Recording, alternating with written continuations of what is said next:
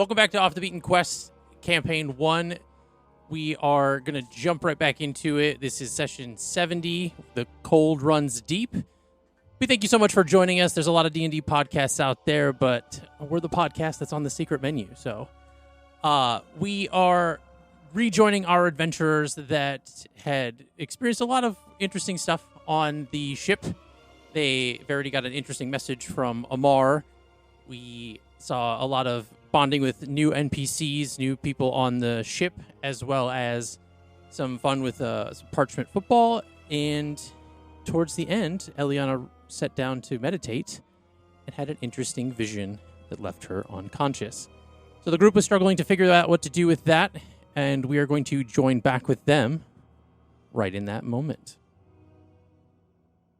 So, you all are sitting around Elliana at the moment, kind of figuring out how to help, how to fix the situation that's happening. She begins to convulse, and her eyes are rolling back in her head as she's sitting on the dock of the ship. How do you guys proceed?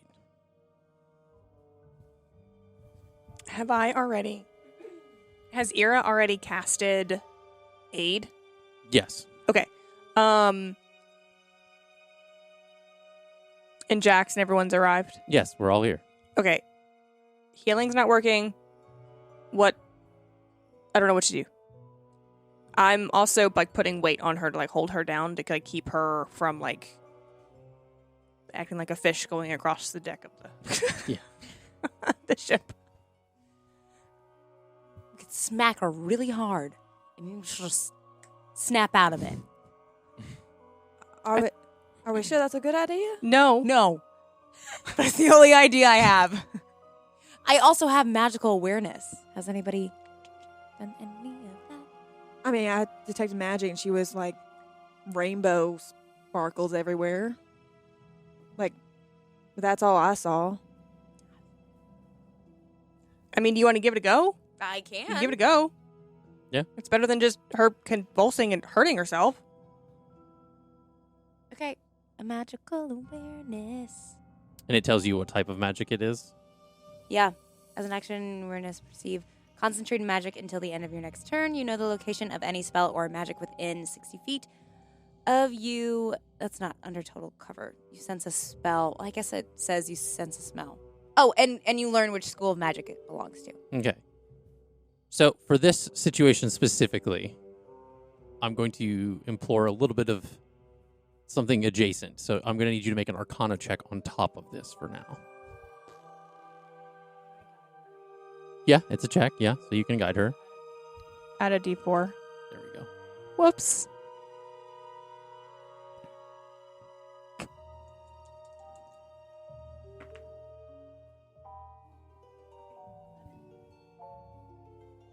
$13? 13.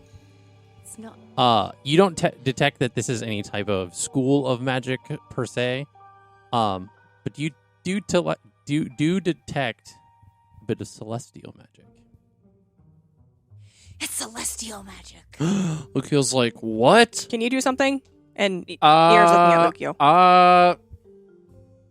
I don't know. I've never seen this before. Can you try something? Uh, What would you try? I don't know. But you're half celestial, full. I don't know what you are. Wing boy. okay. Half celestial, half fool. Wing boy. How I took it.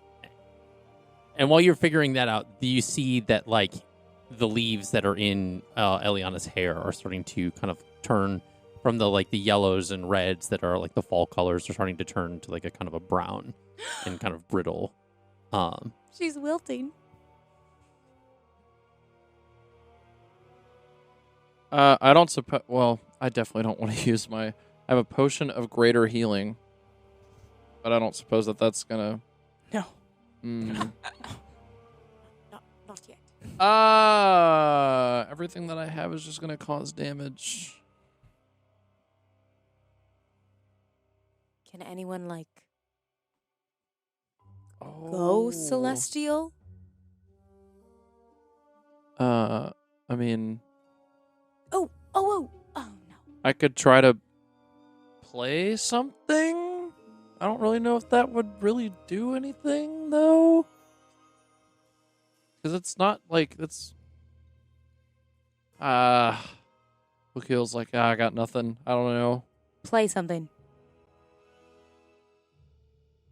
But The worst thing that can happen is you shoot a hole in the side of the ship and it goes down. Yeah, totally. That's the why would we want to run the risk of that possibility? And that just. I mean, to me, she's more important than the boat. We don't have anywhere to go if we're Mr. Dimension Door. I mean, if we lose the boat, we're not really kind of just staying floating in the water. Are there, So- the, like, not rescue boats, but the, like, little boats? Like the dinghies. Yeah. I Does this mean, boat have any of them? there are some of those. Yeah. We're fine. Mm. What were you thinking of doing? Are you gonna play a song? Is it possible to connect with my well, no. My freaking the muse is here, right? My muse. Yeah. Could ask her for guidance on what to do. Okay. So what do you say? Turns around, he's like, can you help with this? What do you know what I could or should do right now? And she goes, "What do I look like? A doctor? I don't know. I'm not a medical professional. Okay. What am I supposed to do? Well, sorry for asking. It's Gosh. celestial magic, but I I just figured you might have like pointers or something to like, I don't know. You mean like this? She's gonna just no, starts pointing not with like her fingers. that. I love her. God, okay. Just play something. You got music, I- and you I can make feel like- magic with your music. I feel like I should call upon my celestial, like, God in this moment, or at least attempt to. You're gonna try to commune. Yes. Okay. Obviously there's like a spell that's like commune, but I think if you're just reaching out to them in like a form of like prayer I'm like, type how? worship. Yeah, or I guess it something, would have to be that way. it would just be generic, kind of like calling out and seeing what happens. I'll allow you to make a religion check to kind of Whoa. assist. First religion check?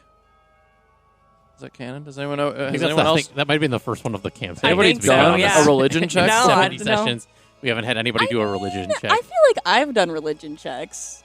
Oh yeah, that's true. Yeah. That's true. So I feel like that's the same. Modifiers a +2. Because I have a really fucking weird goddess. Ira's gonna guide true. you. Oh, plus a D4. Yes. There you go. All the My, good my big vibes. blue dice. My big blues. That was That's definitely cocked. cocked. Yeah, it's cocked. I'm gonna keep that though, Mm-hmm. because that was great. Gosh. So That glad was- we're. That was not cocked. It just landed on other Oh. Well, see, should have taken So the first 2 one. plus a 3 is a 5, plus a 2 is a 7. Well, that calls for a re-roll, guys. I mean, it was a 17. I know that's what you said it was. No. Yeah, it was. Oh. Yeah, it was 17. I'll take that. I'll take a 17. guys. I saw it. It was my Yeah, own Yeah, I eyes. thought I heard you say 17. You guys saw You it, said right? 7. Yeah. He said but, 7. Okay.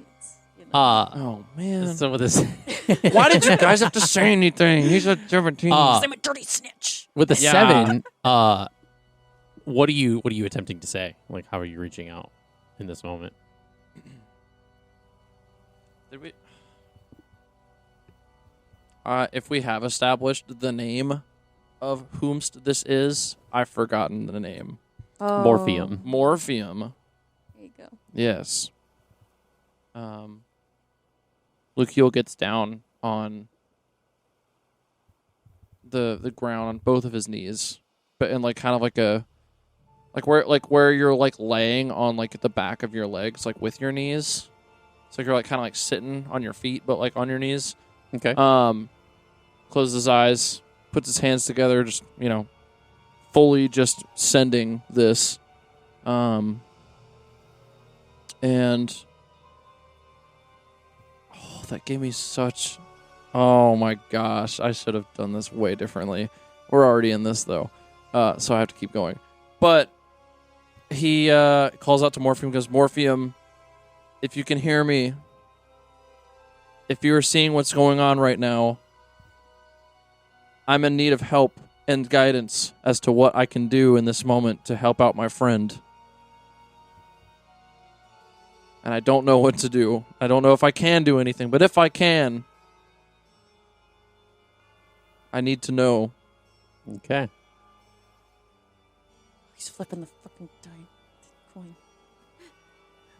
So you reach out in this prayer out to Morpheum, and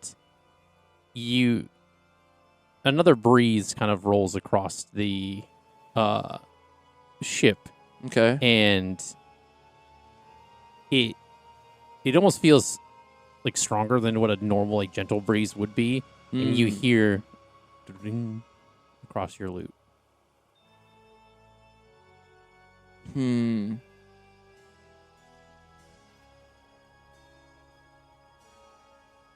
Play a song. Play a song. Lucio then proceeds to play a song. As he has been indirectly guided by the wind to play strings on his lute. Because the wind did. So yeah, he plays a song. Okay. Welcome to God. A little tune. Song. on the What lute. song? Give me Performance. a performance check. Plus. You gonna guide? Mhm. Okay. You got this? It's just assumed now that Yura just guides everybody. Yes. There's no. Well, if she she's wants there, this- she's gonna do it. Well, she wants like Elliana to be out of this yeah. like hell that she's in. This better be a 4 right here. Yo, let's go. That's gonna be really good actually. So 7 plus 11 plus 11, so 22. So 22. Mhm, yep. Nice. Very nice. My performance, man. So you play a song on your lute, and you get like halfway through the song, and the strings on your lute kind of start to kind of glow this like sort of like faint kind of like yellow. And it, because Eliana's technically still conscious, it's like one of those like comatose kind of moments where like if somebody's in a coma, they can kind of hear you, kind of like potentiality. Yeah. Elliana, you have heroic inspiration. Let's go! I don't think I've heroically inspired anyone, actually. You did, but it Huge. was a while ago. It's been a minute. Because it was me. Was it combat? Mhm. But yeah, definitely. So Yeah. as this song is playing, and Oh, no, the ship. No. you, Eliana, you have this like the blackness of your eyes. You kind of like, as your eyes are closed, you can't really see anything. But all of a sudden, you open them. And you look around. And you see nothing but darkness. Beneath you is a layer of fog that's kind of surrounding your ankles, and the ground feels wet, but it's still solid. And you are now in this black expanse as you look around.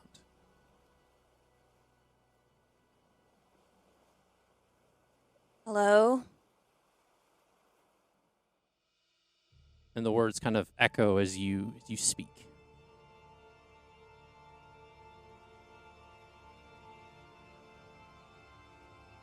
Felicitas, if you can hear me. Hear me, hear me, hear me. Can you let me know if everything is okay? Are you moving around, or are you kind of staying in one spot? I'm gonna be walking like slowly forward. Okay. The fog kind of swishes around you as you kind of are moving through the space. Every once in a while, as you kind of move through, you kind of see the fog kind of clear open, and the ground looks reflective in a way. And you catch out of the corner of your eye, because I'm pretty sure your passive perception is pretty high. You notice that you see a pale white version of yourself. No hair, and the color of your eyes are a faint gray.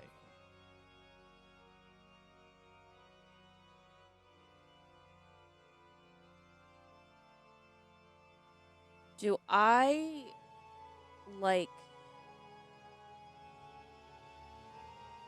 connect this to changelings or no?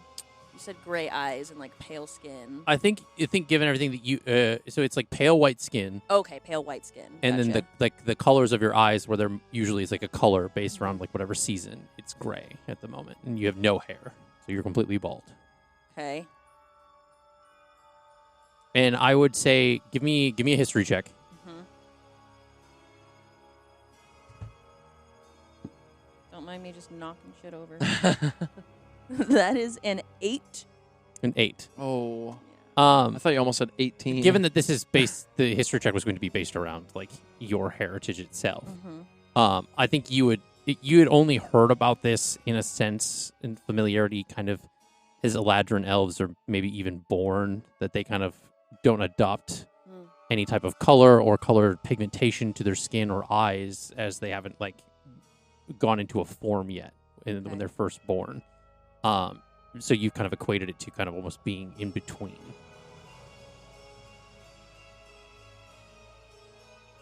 I'm going to slowly approach, cautiously, but kind of inspecting. If there's any sudden movements, I'm going to stop. Mm-hmm. But The ground? the other me. So this is the reflection from the ground that you're seeing. Oh, yeah, okay. yeah. I'm seeing my reflection. Yeah, there's not a physical entity in front of Okay. you. No. This is you catch the reflection Gotcha. in the ground as it breaks through the fog every once in a while, and you're seeing Okay. that you don't look like yourself. I'm gonna kind of reach down towards the reflection and try and touch the reflection. Mm-hmm. It's cold to the touch. It's if you're touching a mirror. The ground it almost has this wet kind of moist texture, but you can't push your fingers forward, so it's not permeable. So it's wet, but not water. So it's cold to the touch. This is gonna be so weird. Can I try to use my cantrip mold earth to see if I can move it? Sure. Okay. So you try to kind of reach it has somatic components, I believe, and you try to do them, but nothing happens. It's almost as if you feel the normal sensation that you would have felt doing magic you didn't feel that sensation at all. This is when she starts to get anxious again because she's lost her magic once already. So do you stand up? Yeah.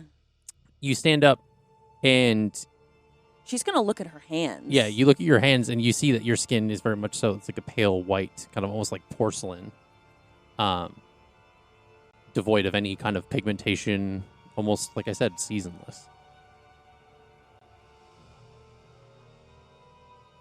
She's almost trying to flex physically anything to try and get anything moving to see anything that feels normal to her, because she feels very unnatural right now with her magic depleted and gone and seemingly not working.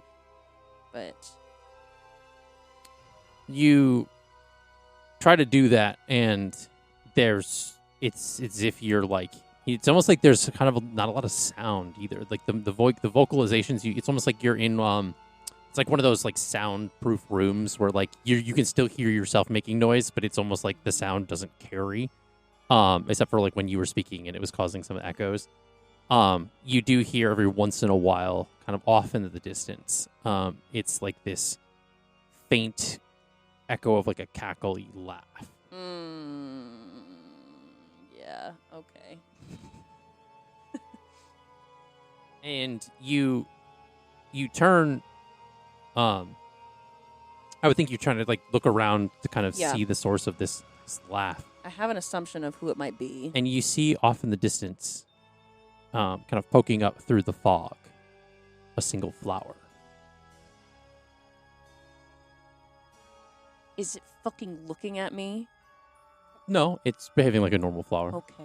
The last time a flower looked at me, and it gave me I remember, bad yeah. vibes. This is pre-recordings. I'm going to approach the flower. Okay. You notice the as you get closer to the flower, you see that it is a mixture of colors. In looking at it kind of more distinctly, given your expertise with like nature and stuff in the past, you notice that it has an almost abnormal amount of petals. It has about 100. There are 25 teal petals, 25 green petals, 25 goldenrod petals, and 25 icy light blue petals. Does she count all of those? 1, 2. It looks as if it's an even Wow. distribution as far as like they're almost like kind of in like consecutive circles as like this flower is kind of.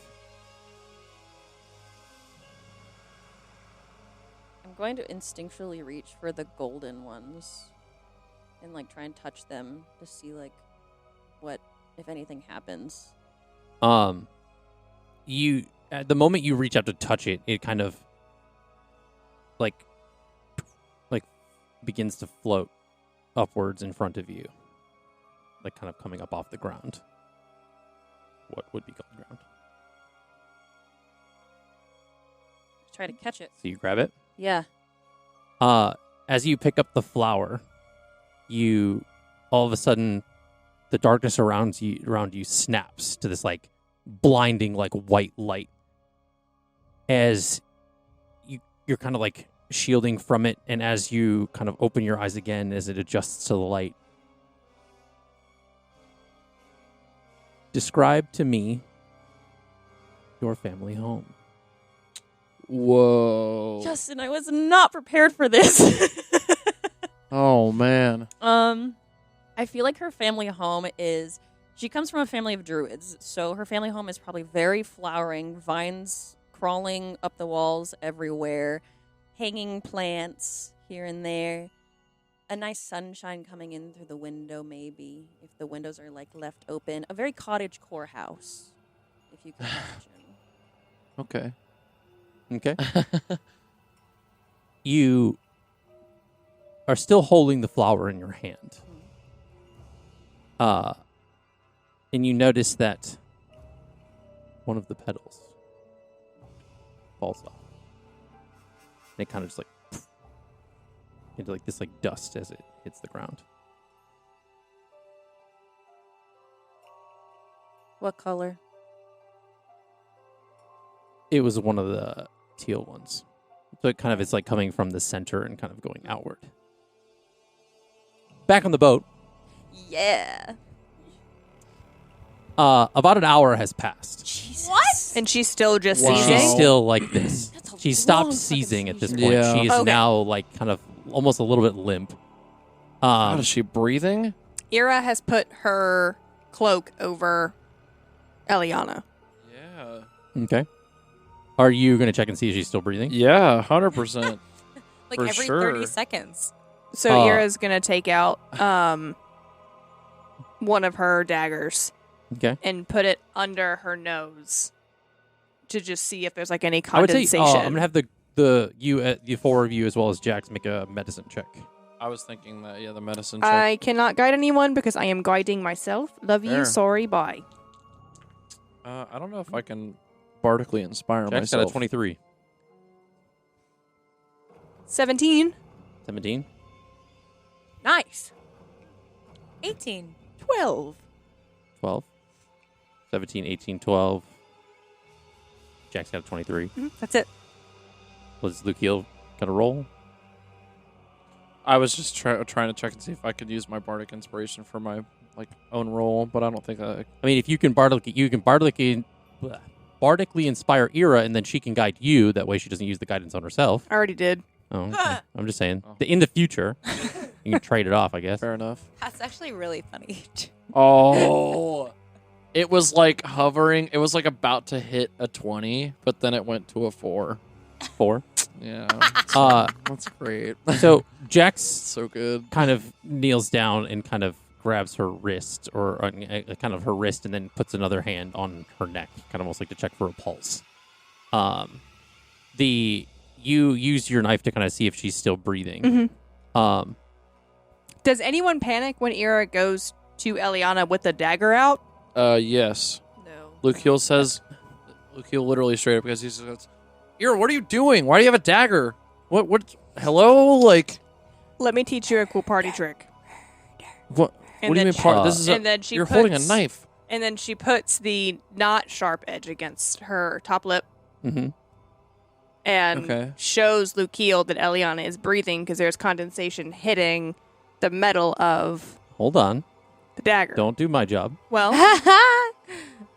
that's the goal. Well, Eliana, roll me a d20, please. Oh, Just roll it. okay. Just roll it. Roll it back here. Ooh. Oh. Tower Don't of love Doom? it. Do I get to see it? Yeah, you can look Mm. at it. It's not good. Okay. That was a 1, right? Oh. Oh, I'm looking at the wrong dice. Okay, roll it again. Why is that like pitch black dice? I was looking at the dice you rolled. Okay. You can have that back. Okay. Secrets. She is not breathing. And does she have a heartbeat? Jax? She has a pulse, but it seems faint for some reason. Luke Heel immediately uses healing hands on Eliana. I would like to try something. I've been watching entirely too much House. Okay. Okay. Does radiant damage work like electricity? Could I try to Oh. like get her heart going? So radiant damage is considered sort of like a light, like literal light damage. Yeah, like electricity. Unfortunately, There's there lightning is damage, lightning damage. so that's a different version. So radiant considered as far as like bright light that is kind of condensed to do damage. It's very much similar to heat damage, but it's like the heat whoops. of light. It's like it's so bright that it burns, kind of thing. What kind of damage does magic missile do? What is that symbol? That's force. Force. No, that won't work. Dawn wants to get her in the position in which you put people when they're unconscious and you think they're going to vomit. Okay. So if there's anything blocking her airways, Okay. it can come out. Okay. Verity. fuck are you doing over there? I love you, Eliana. Do it. I have Wish Bolt, which is lightning damage. Okay. Interesting. All right. Fuck okay. yeah. So a beam of crackling energy lances toward a creature within range, forming a sustained arc of lightning between you and the target. Okay. So How clear do we all need to be away from her? I mean, I was going to be gentle and do just it healing. is a ranged spell tech. It is also the range is 60 feet. The boat's not 60 feet. Yeah. No. How big is this boat we're As on? long as I don't miss, we'll be fine.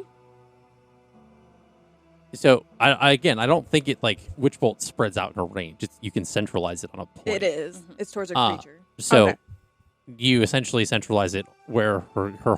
Give me a medicine check to see if you know where her heart is. We're gonna play. You have to be specific. Ira does still move Stella back Yeah, that's because we fair. don't know what like the fallout could be. Yeah. Only like 5 feet. She's not far. Okay, that's You fine. You can hold Stella for now. 15. 15. I would think, given your nature, you know where hearts are. That shots fired. Yeah. So Pew, you pew, pew, essentially you place your hand kind of over where her heart would be, and you would. cast the witch bolt downward. Is there a roll to see if damage takes? Does the person or creature need Is to make it a an It says- roll? attack or a save? I think it's an attack. This is on a hit. The target takes. Okay, so roll a d20. Can I guide her on that? Not. It's an attack roll. You can't No, guide her. okay. Dang it. I'm reading what else it says too. Okay. Because below that it says on each of your subsequent turns, you can take a bonus action to deal 1d12. Yeah, lightning it stays consistent. So you have to kind of, you're going to do it, and then you either need to turn it off, or it's just going to stay like a constant flow of energy. Yeah, that's Yeah. automatically even if I miss the first one. So if I miss the first one, the second one automatically hits. Interesting. Okay. But if you hit the first one, you could overload her with the second one. Yeah, no, I'll stop if I Miss. Oh, if I okay. see it Yeah. works. Gotcha. But if I miss, I'm gonna. Try it again. That is just a straight 11. Straight 11. Given that she is prone and unconscious, you would technically get advantage. So you Wait, can roll. would I? Oh, I get +6 with that. Sorry, so that would be a 17. Okay. You can also still roll for advantage if you'd like, because I she's would prone love- and unconscious. So that's kind of how that works. 24. It's 24. Yep.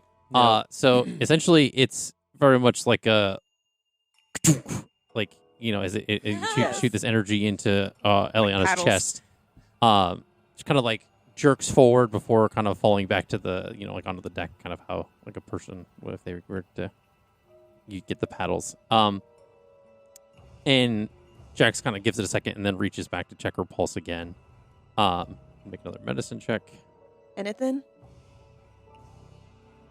It's funny because Allie. There's two Allies at this table. I'm also having slight chest pains right now, so this is accurate to so reality. it's a 7. He got a 7. So he says, no, it's still faint. Can I go back in and see if she's breathing? You can. Same. Yeah, it'd be another medicine check. DM, am I breathing? Damn.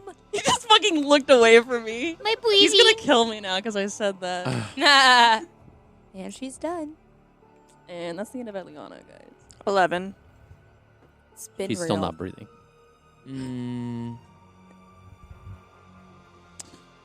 Well, could wanna do it Lucio again? try to cast Healing Hands? Yeah. Because it's 2 charges? It just keeps going It just keeps going It the keeps more you make going. successful attack rolls. for a minute. So yeah, for a minute. So yeah, Verity does it again. Okay. Go ahead and roll for. You have to Am I roll for taking that attack damage again. for this? As a bonus action, it hits the target automatically. I think. Okay. Or Uh, no, it automatically deals damage automatically. Okay. So I mean, I can roll if you want. So you're gonna roll for the damage for both. We can heal her. It's okay. At least from this. Yeah. So it's 2d12. I am so sorry. That was a 12 and a 10. So 22 points of lightning damage, and it does nothing. Ba ba ba ba. Elliana. Dawn's in the back and she's like, I only know how to kill people. Do I go again? What are there physical signs of distress from the witch bolt? I mean, there's a singe mark So, on yeah. like the clothing and on her chest and Yeah. stuff. Okay.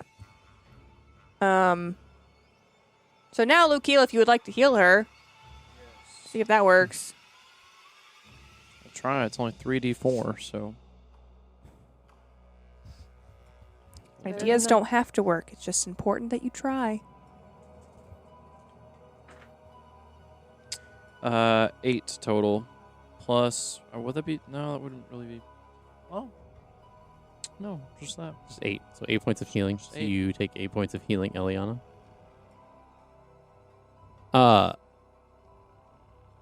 With given the witch bolt and the kind of commotion that's kind of starting to stir at this part of the deck on the boat, Kaylin kind of rushes over to the group and says, "What's going on over here? Is everything all right?" Why does everyone always look at me when we're in crisis? Because you're the paladin. We don't know what's happening. She started seizing, now she's not seizing, but apparently she's also not breathing. And she doesn't have a pulse, but I don't think she's dead. She has a pulse, a small pulse. It's a faint pulse, yeah. But she's But a not pulse. breathing. Not all hope is lost. Let me look over the. Let me see if I can do anything to help. I did get some minor medicine training in my travels, but I'm not an expert by any means. Ira is very sus of this guy. Okay. You can make an insight check, I guess, if you'd like. No, she's Okay. just sus. She's acting as she's unconscious. And he kind of does like this like magic spell. It kind of almost looks like as if it's like scanning like, kind of across her body.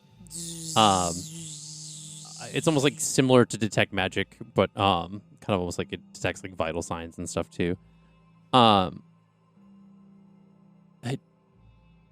don't think this is right, but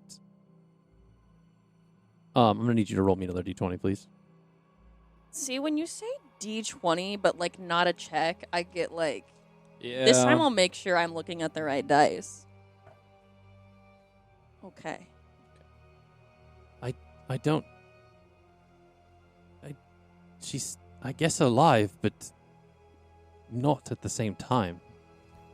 She's an Eladrin that has an exceedingly complicated relationship with her deity. Interesting. I guess I can attempt a revivify spell if I have the components to do that, but If she's not dead, then she's not dead. but according to my previous spell, she's both. I don't even know how that's possible.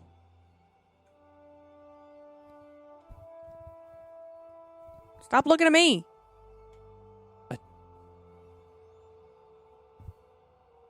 Verity's just gonna start doing chest compressions while everyone's deciding on what to do. Okay. Elliana, as you look around and see that you are now again in your family home, you look down at your arms once more and you see that you are in your spring form.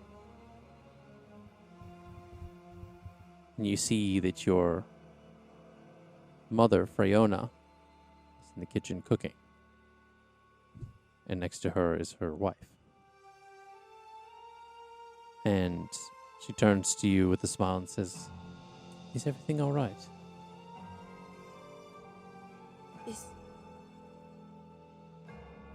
Is this real? Of course it's real, dear. Are you okay? Do you have a fever? And another petal falls from the flower.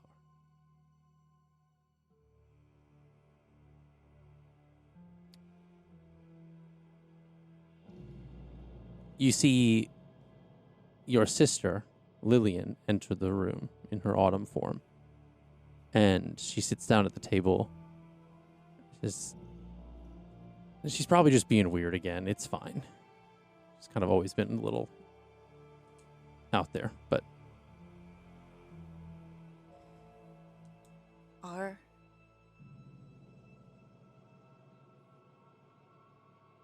kitchen window was destroyed when they attacked our village, and it is not now.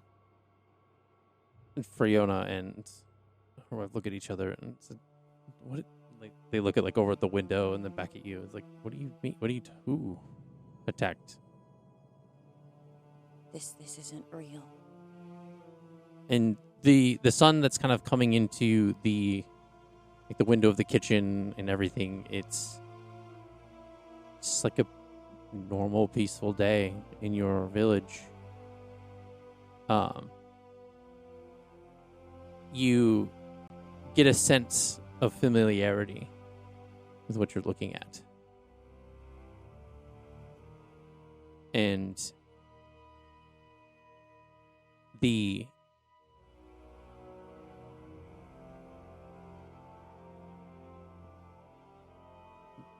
kitchen smells of food that you recall.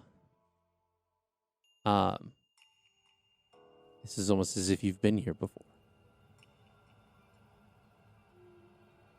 I am going to exit my house. Because I am expecting destruction out here if Okay. I have been transported to where I think I am. So you stand up at the kitchen table, and as you turn to leave the kitchen, all of a sudden an immense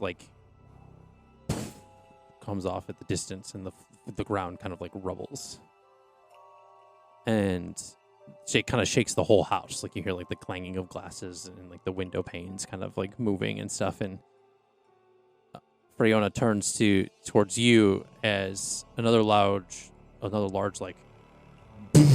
a flash of blue light just blinds the entire room. This is familiar, correct? You immediately fall unconscious. Everything goes black.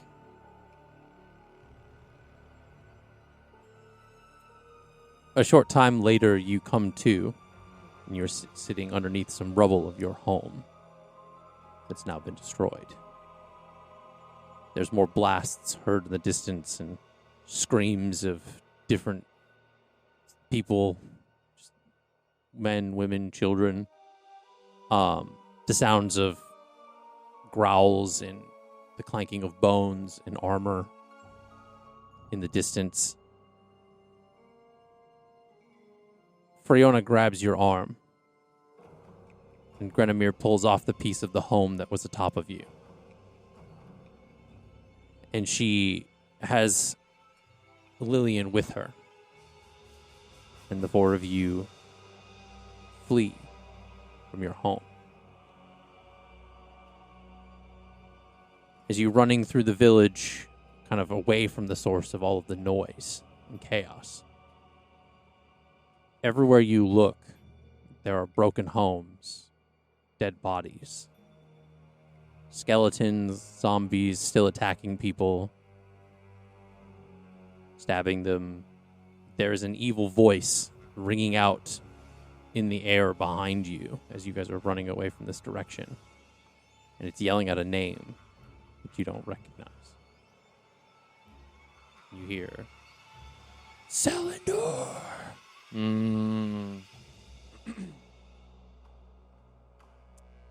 You eventually make it to your family's temple, to Florenia.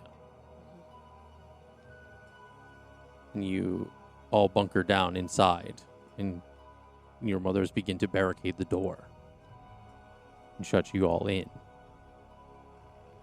As you all huddle in on the kind of the opposite side of the room, kind of away from the doors and windows, they're holding you holding you tight and kind of trying to cover your ears as you hear, after a short moment of silence amidst the chaos, pounding on the door of the temple. People screaming for help.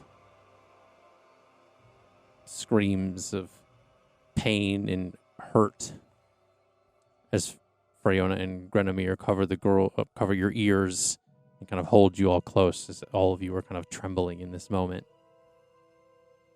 And another blast of blue energy, almost as if it happens kind of slow motion.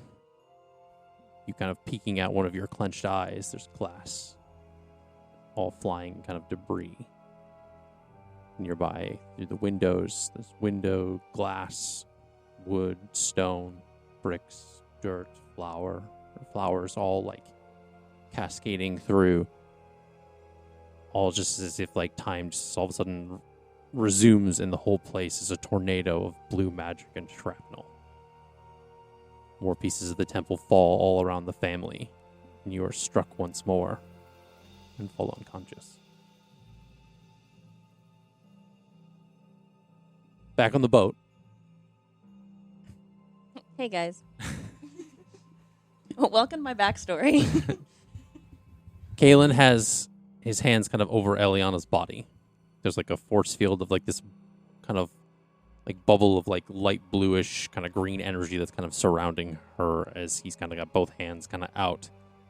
Her body now kind of almost a little bit more limp than it was before, just kind of laying on the deck of the ship.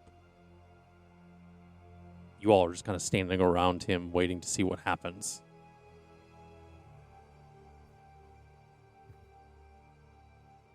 I Ira would like to go down to the kitchens and see if there's any, like, teas available. What teas? She doesn't know.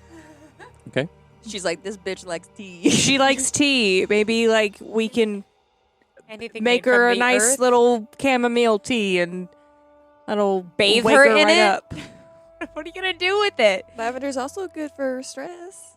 Eliana doesn't like lavender. That's facts. Well, Or is that Allie that doesn't like That's lavender? Allie that oh, doesn't okay. like lavender, but that's okay. Elliana recommended chamomile and lavender to Verity earlier. So she just suggests that. Ira's not going to be picky. She's going to take whatever they got. So if all they have is mullein, she's going to take mullein. So make an What's investigation mullein? check in the kitchen. What's mullein? It's It's like for like mucus breakup and That's why got that's why cold she's and not flu. breathing. It's just she's just filled with mucus. just sick. Clear the airways. You said investigation? Yeah. 21. 21. So you find just kind of like some traditional like black teas and nothing like exotic. It's really just kind of your generic kind of. Okay, she grabs the most floral available Okay. and just makes a cup of tea and then just like runs. Okay. I picture her also like it's kind of sloshing around because some of it's kind of falling out. So when she gets there, the mug's only like halfway full. Yeah. It's not a whole cup of tea, but still. You bring it back, and Kaylin says, "I don't understand this. This is taking too long. It doesn't take this long." Okay. How long should it take? I mean, and at this point, just for context, Mhm. he's been doing this spell for 2 hours. Oh, how A long time. What is her like? Guys, I think I'm dead. Nah. It's been 3 hours. What is her like complexion? Like, is she starting? Like, is her body starting Her body to cool? is starting she to grow starting, pale. Yeah. But like pale and like the death kind of pale, or pale as in just like Lack of sun. lack of sun pale.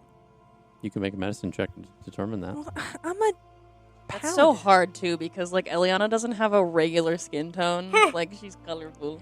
natural 20 plus 3 plus 4.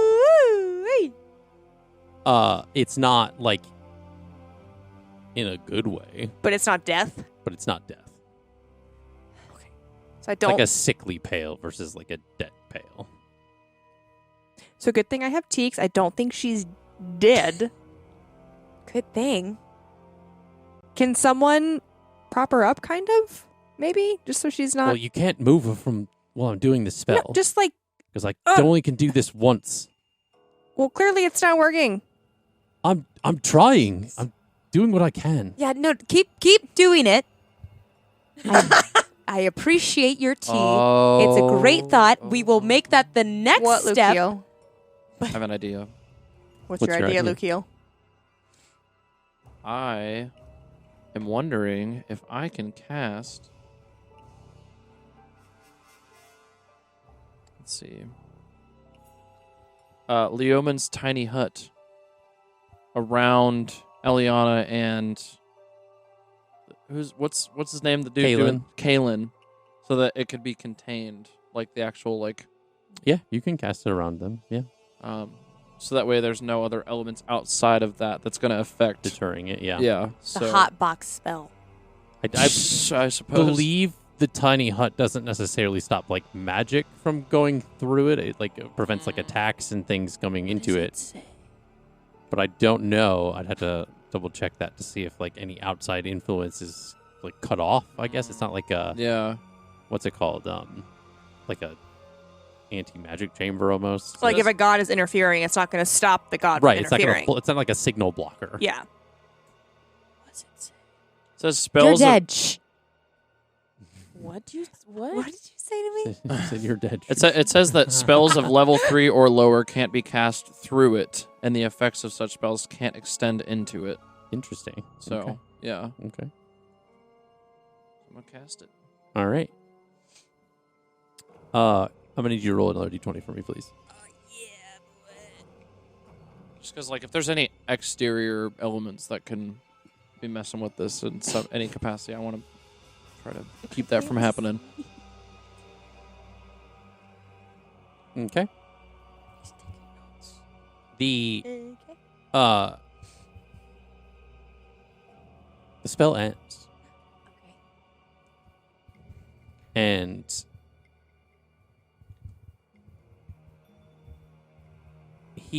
essentially he's like doing the spell, and all of a sudden it cuts off, but he like almost has to like force the magic to keep it going. It's almost like he's like running out of like almost like I guess like mana, like stamina of this magic. And he says, "Is there anybody here that is in divine favor?" Well, I'm the last person for that. Divine No one's favor? told me anything. Yeah, somebody that has a close connection with something that can aid in this situation, or someone. Shoot, I tried. I don't know that Nylea necessarily aids in this sort of she stays out of mortal affairs. I'm just trying to think of something here. I'm losing this spell, and I don't want you to lose your friend. I think you should give her a call and find out what she thinks. I need more instruction Oh, than oh. can you do this? Lucio puts his hand up, and I say, I think I have something that might work. Okay. What are you going to do? Lucio's going to cast Sending at 3rd level. Okay. And, oh my god, who is it going to be sending to? That is going to be crucial. While Lucio is figuring that Because out, I was thinking Cindy, but... what's she gonna do? Break open the lock to the medicine cabinet? Well, no, if she's ever witnessed Eliana being this way, like having ever done No. this in front of her. No, I don't think. They never cross paths. Yeah, they never cross paths. What about the Emperor? The fucking We left lock Cindy picking of the like with her cabinet. dad, and then we met Eliana on could, the boat. Could Lucio ask around and say, could he be like, I want to send a message, but does anyone know who would be best to send a message to for this? That is in any sort of connection with Eliana or has been with Eliana previously. So essentially, he asks pretty much like the group of you then, because it's really the only people. I mean, I don't have commune. I can meditate, but I'm going to request to roll at disadvantage because she's not going to be able to focus. Would the Emperor know anything? The Emperor of Bountifolia? Could be a viable option, I think. Yeah, I mean, you Potentially. I mean, can send a message out. It's very smart. he's pretty wise. Those peaches. So he's going to cast Sending at 3rd What? level and try to communicate with the Emperor Okay. of Bountifolia. Okay. It was a Master Oogway. Ah, right. Sorry. Okay, so what is your 25 words? And he know when the message goes to him, he knows that it's me sending the message. Yes. Yes. Okay, cool. Eliana is in trouble. Or wait, no, Eliana needs help. We've tried everything. She seems to be getting pale, In a coma. in a coma. Spells and healing are not working. You can say something about it being celestial. He only has 4 words left. It's celestial. What do we do? Could be celestial nature. That's about all we got. Okay. So you send that message out, and it goes Yes. to the Emperor. Do you have to roll for sending? Is that like No. okay? It just goes out to the person. Gotcha. Okay. This one Hope goes he's out not to asleep. This one goes out to. So Kaylin turns to Ira and says, you're a paladin, no? You have some healing abilities? Yes. All right, then try to use your lay on hands and channel your goddess when you do that. And see if anything helps or if it can reach through. I don't know. Okay, I have something else I want to try after we do this. Okay.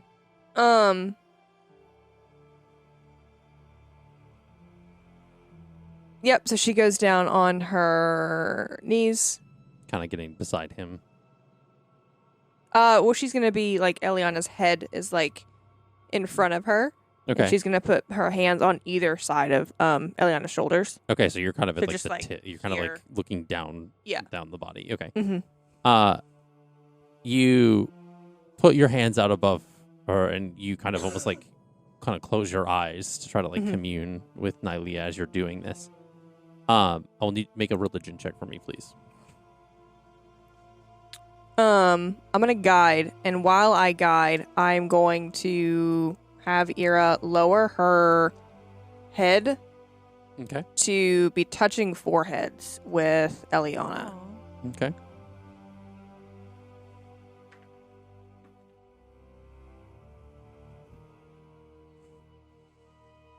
23. 23. You so I will also need an Arcana check on top of that. Oh, okay, that's better. 18. Okay.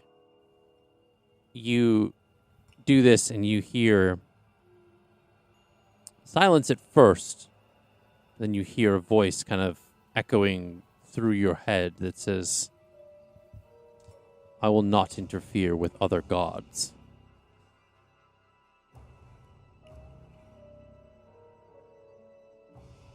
And I would like to lift my head, Okay. open my eyes, and look at Dude and say, she won't interfere with other gods. As I told you. That's interesting. She has been this way about Plurenia and Placidus since day one. This is not new. So the How spell, much of my lay on hands did I just use? how much would you like to use? I don't want to use any of it because I want to save it all for when she's back. Then I'll One. say you just use like 10. Okay, it's a third, but it's okay. It's fine.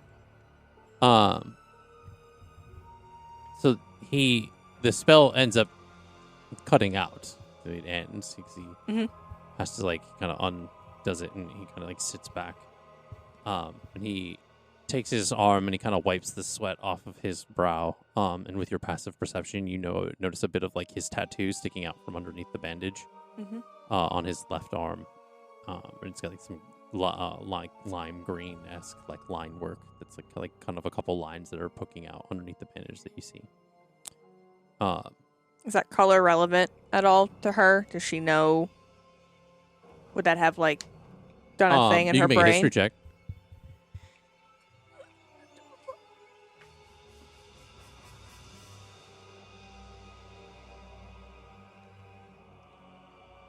$15? 15. It strikes you as familiar, but you can't place it at the moment given the stress of the situation. Okay. You recognize like the color, but you're kind of with everything else that's I'm happening. here. Yeah. Yeah. It's hard to focus. You're just kind of making note of it in your mind since you're like, that looks okay. And then you're like kind of going We'll come back to that later. As he as you look now, Elliana, like kind of like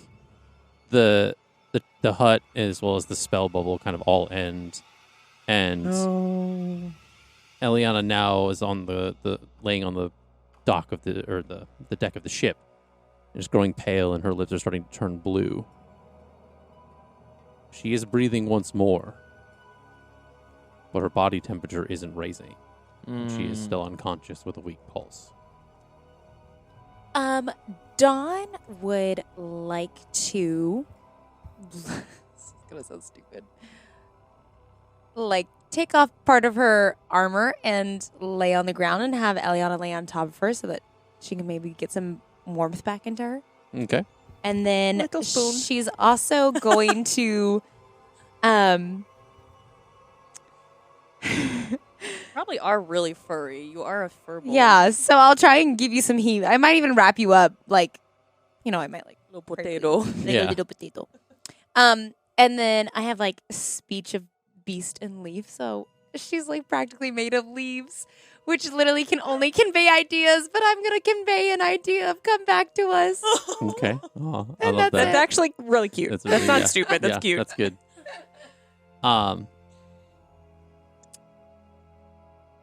The sun is beginning to rise as it is now passed through the night amidst all of this. Okay, well, she's definitely wrapped up if it's cold out. Yeah. The sun begins to rise as the boat begins to come into the horizon of Rivermire. And the village kind of that's interconnected with different ponds and channels and the kind of raised buildings and stuff comes into view as the boat slowly pulls into the harbor. And Elliana, you awaken with your family around you. And All of you. word that. Fuck you guys.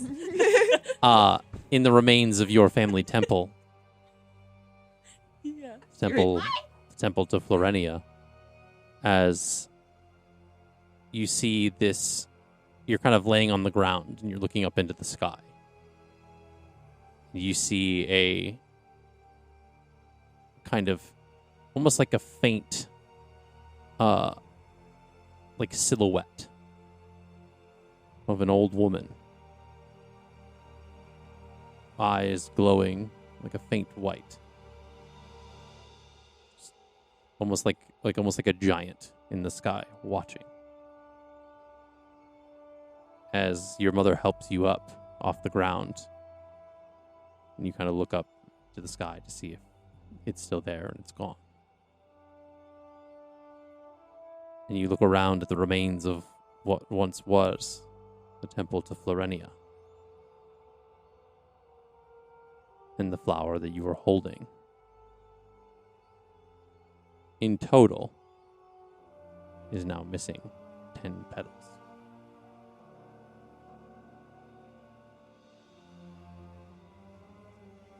The experience that you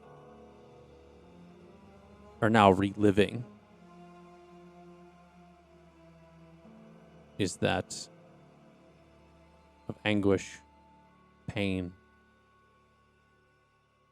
as you see your mother and sister are beginning to pick up like different bricks, trying to clear out the rubble, as well as removing some dead bodies that kind of sit outside of the temple's kind of perimeter. The air smells as it did just before you passed out. And it smells as it did when you had the nightmare before in the basement.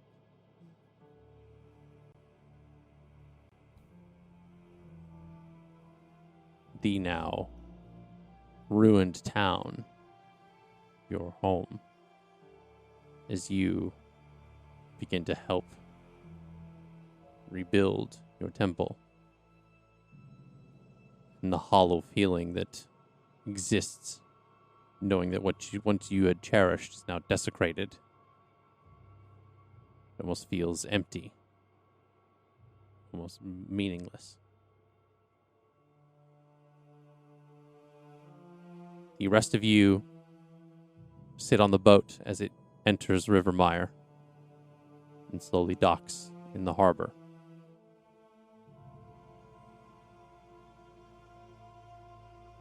The moment the boat kind of comes to a stop and the anchor hits like the water with a splash, I would think that you would all kind of quickly grab Elliana, probably Dawn would, and you all grab whatever things you had with you and or had brought with you on the boat and quickly exit the boat into the town. What is your direction? We need to find either a healer or we need to get her somewhere private. So a tavern room, either one for me is sufficient. What does everyone else think? Should we split up? Some of us take Elliana to a private area, like you said, and the others go find healers. That way. I think it'll be faster to find a healer if people can see that she needs healing. Okay. We don't even know what she needs healing from. We don't even know if it's going to help. Nothing else has helped. I don't know if any of us know. It's better than just Yeah. And I would say I think you're still holding kind of Elliana close to your body, Dawn. Like as you're carrying her, you're kind of trying to keep that warmth bleeding through. Yeah. Yeah. Yeah. You start to feel as if you're holding a piece of ice. The now browning kind of flower or leaves in her hair are starting to garner some frost, and there's a bit of ice that is affixed to like parts of her body, and you can, especially as you're holding her kind of close, you can kind of almost see your breath a little bit in the moment. Is it having any impact on Dawn's self? Like, is she taking any? She's not taking any damage. It's Okay. just, like I said, it's like you're holding a giant block of ice.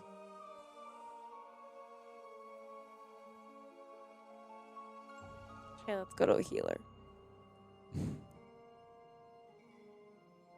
So, you enter the town of Rivermire as you are kind of making your way across these like kind of wooden walkways that are raised slightly above like the marshy grounds. There's buildings that kind of have a lot of sloping roofs, moss-covered tiles, and do a lot of different like kind of bamboo accents and things. You make your way through. It's very early on in the morning. People are kind of still getting up for their day, kind of making their way around the village and kind of doing their errands and things.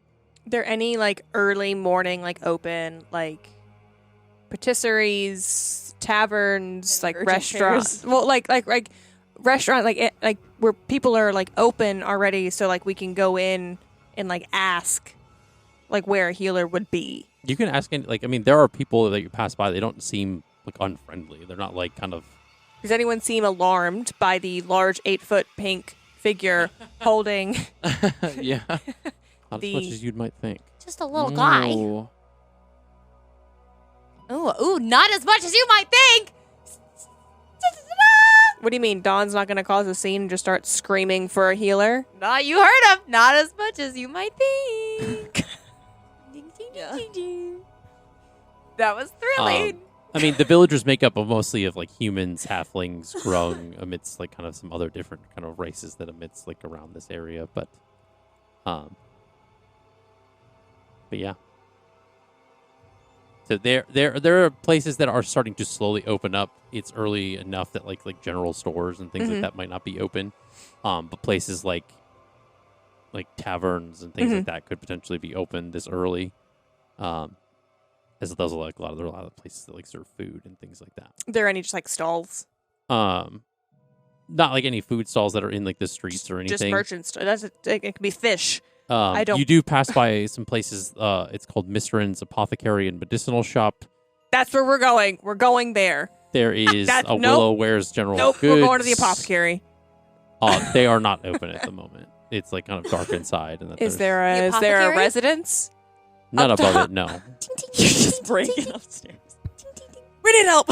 You look like you want to say something. Well, first off, see, I'm guessing, Verity's just gonna start banging on the door to the apothecary. Okay. Ah! Okay. She's like, no questioning. You're banging on this door, and for a little while, there's nothing. There's like no response. There's nothing, no stirring inside for like a few minutes. After a while, you see someone come walking like kind of from the side, dressed in robes, kind of like some subdued browns and greens. It's a green scaled lizard folk person that kind of closely resembles that of like an alligator, kind of more so than anything. And she says, I'm sorry, can you stop pounding on my door? Is there anything I can help you folks with? I haven't opened yet, but you do seem in a hurry. Hey, Dawn, come here. Do you have a healer? Is there a healer here? We need a healer. I specialize in alchemy, and we offer things for medicinals. Is there a healer in town? I mean, you may need to... what kind of healing are you looking for? Does she see the 8-foot-tall, bright pink furbolg holding the seemingly dead body? To be quite honest, from outward appearance, it just looks like she's like unconscious and passed out. There's not really any like indications that she looks like dead. I feel like if she's that pale, it would be concerning. You'd be surprised in the D&D world. There's a lot of people that have like a very pale skin and. Regardless, healer. You might need to go find the shaman, I guess. The shaded reed. It's at the exterior, at the kind of outskirts of the town. Outskirts. That'd be well, at least on the edge of town, I should say. I'm sorry. That'd be the best bet. I don't offer any type of healing services here, but she typically specializes in that kind of area a little bit more so than us. But I do wish you the best of luck if you do make your way out there. She's not the she's a bit different than most of the folk you'll find here. Sounds fine. like exactly what we're looking for. Yeah. Direction? It's off in that direction. And he kind of like points in the direction for you guys to go. Okay, we might be back. If our friend wakes up, she will likely want to visit your establishment. Thank you. Goodbye.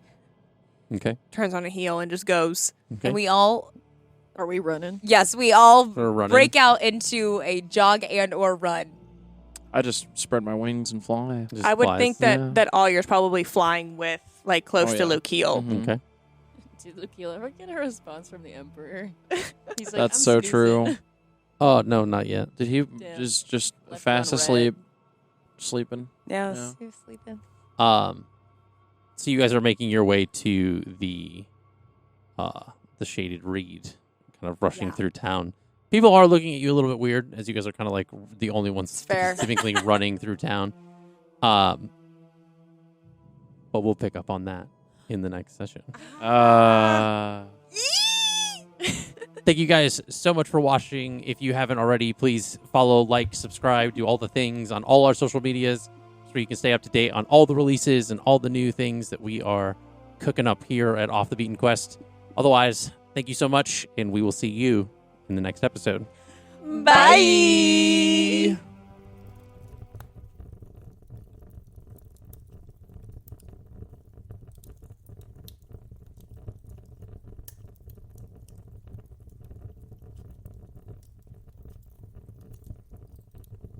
My name is Justin Fussell. I am the Game Master for Off the Beaten Quest. Outside of being the Game Master, I do a lot of writing, world building, filmmaking. Me and my wife, we run Imagistorm Productions together. Yeah, it's been a lot of fun just incorporating a lot of the world building and writing that I do into this, building this campaign overall. It's been really interesting to kind of take the filmmaking background and kind of apply it to being a game master, because essentially a lot of like the players are the actors and you're setting scenes and you kind of just let them freeform in the space versus just any like preconceived dialogue. So it's a lot of fun just to kind of see, you put the situations in their hands and just kind of see what they come up with. I enjoy playing D&D with this group because they're like my found family. It's been, I love everybody that sits at this table. It's been a lot of fun to just be able to kind of build this world with them together. A lot of the way I incorporate this with a lot of the players and the story and stuff has been a lot of collaboration, seeing how their stories intertwine with what I have planned and vice versa. It's going to be a very interesting to see how the people receive everybody. Everybody's got its own different flair, and the way that this team is made up of very colorful characters, I think everybody's going to love them. They're going to find something to laugh with and have fun with, and it's going to be really good. In the campaign, I play a lot of the different NPCs, of course, but the main one that I play is Jax. He's a fighter monk druid, and he came from a tribe of changelings that existed in the Fey realm and kind of had some backstories with different things and different interconnected characters. He's become a love interest and boyfriend of Hira's character. And if you want to know more about Jax's backstory and kind of how it's interconnected with the whole story, you can always check out the prologue. I chose to do a homebrew setting versus an existing campaign just because it was something where I could kind of really just expand and create a universe. I wanted to have something that I can build upon. I honestly like to be able to throw twists and stuff at the players. I think that's the biggest thing I think is really fun. There's a lot of ideas of what's going to happen, where things are going to go. Just as much as they can improv in a setting, I can do the same, and it kind of allows for a lot of really good back and forth. Definitely, if you've checked the prologue, there's some things that happen in episode 62 that is a little bit of an Easter egg that even the players haven't figured out yet, which has been really nice. But it's going to come back around eventually, and it's going to be a really big aha moment. But I think that's one of the biggest things to look out for. It'll be a very blink and you'll miss it kind of moment. But other than that, just being really on the lookout for a lot of just the backstory and the things that how this is going to be building up to as we get into the next arc of the campaign. So they can find us on any of the major podcasting platforms, as well as our social medias and Twitch and our YouTube. My name is Allie Goodell, and I am part of the filmmaking team on this podcast. I record all of the video for the intro, for us playing, things like that. I went to college for film, and I'm actually very interested in getting to do more with that. So this is a really good experience for me to start experimenting with my film cameras and all the equipment that I have. I feel like at first, when I started with this project, there was a lot of push and pull because I, as a person, like to hover and be involved with everything. So trying to work as a team has been very much a learning experience and learning when to step back and put myself in. So it's been interesting figuring out the dynamic, but I'm having a really good time, and learning how to do this all for the first time, really putting together a podcast, has been fun and interesting. I really like playing D&D with this group because it's not just playing D&D. I feel like I'm part of a big family. Every time that we play, we have a dinner together and we kind of just hang out a little bit, and we have a little break session and we get little desserts, and it's just like, you know, hanging out with mom and dad and the siblings. Allie F and Justin F are kind of the mom and dad of the group, and I love them so much, and I have a great time with everyone. It just really feels like a family here. I feel like this campaign has very great homebrew essences. I feel like they would love Bountifolia especially. That's one of the most interesting islands we've been to so far. I feel like there's a lot of life to this campaign and the world building, and I think people are going to be very interested in what kinds of different places and NPCs that Justin creates for the campaign. You can find us at Off the Beaten Quest on all podcast platforms, as well as Twitch and YouTube, and you can also find us on our social medias. Hi, I'm Allie Fussell. I am doing all of the marketing, project management, keeping everyone on track to get Off the Beaten Quest out into the world. For me, I got to work again with my amazing husband on this project. He is the world builder in this incredible world, so being able to work closely with him to bring his vision out to the world, in addition to being able to collaborate with our friends, it's been such a fun project for me, and also being able to flex all of my skills that I have from my day job in this as well, to push this project out has been a lot of fun. Honestly, one of the things that is the most fun about it is hosting everyone every week. We do play in our home, and one of my favorite things is being able to make dinner and also bake something from scratch for our players every week, and just having that time with them before and during our breaks, during sessions as well. And also, these people are friends. They are my closest friends. So being able to have this experience with them, not only just playing the game, but also being able to share it with the world, has been absolutely amazing. I think the audience is going to really enjoy the campaign. It has all of the classic elements of a D&D campaign with our own spin, with our diverse cast of characters. You can find us on all major podcast streaming platforms, in addition to YouTube and Twitch, and all social media, which is linked in the caption right down here. Hi, my name is Nina Neubauer, and my role with the podcast is to be the personality hire. I am here to be that person, just to be the most and the loudest and the craziest, and I think everyone's okay with it. No one's told me to be quiet yet, so I think it's going well. Outside of being a player, I am currently an assistant manager at a clothing retail store, but in the past and hopefully again in the future, I have spent a lot of time working for Disney.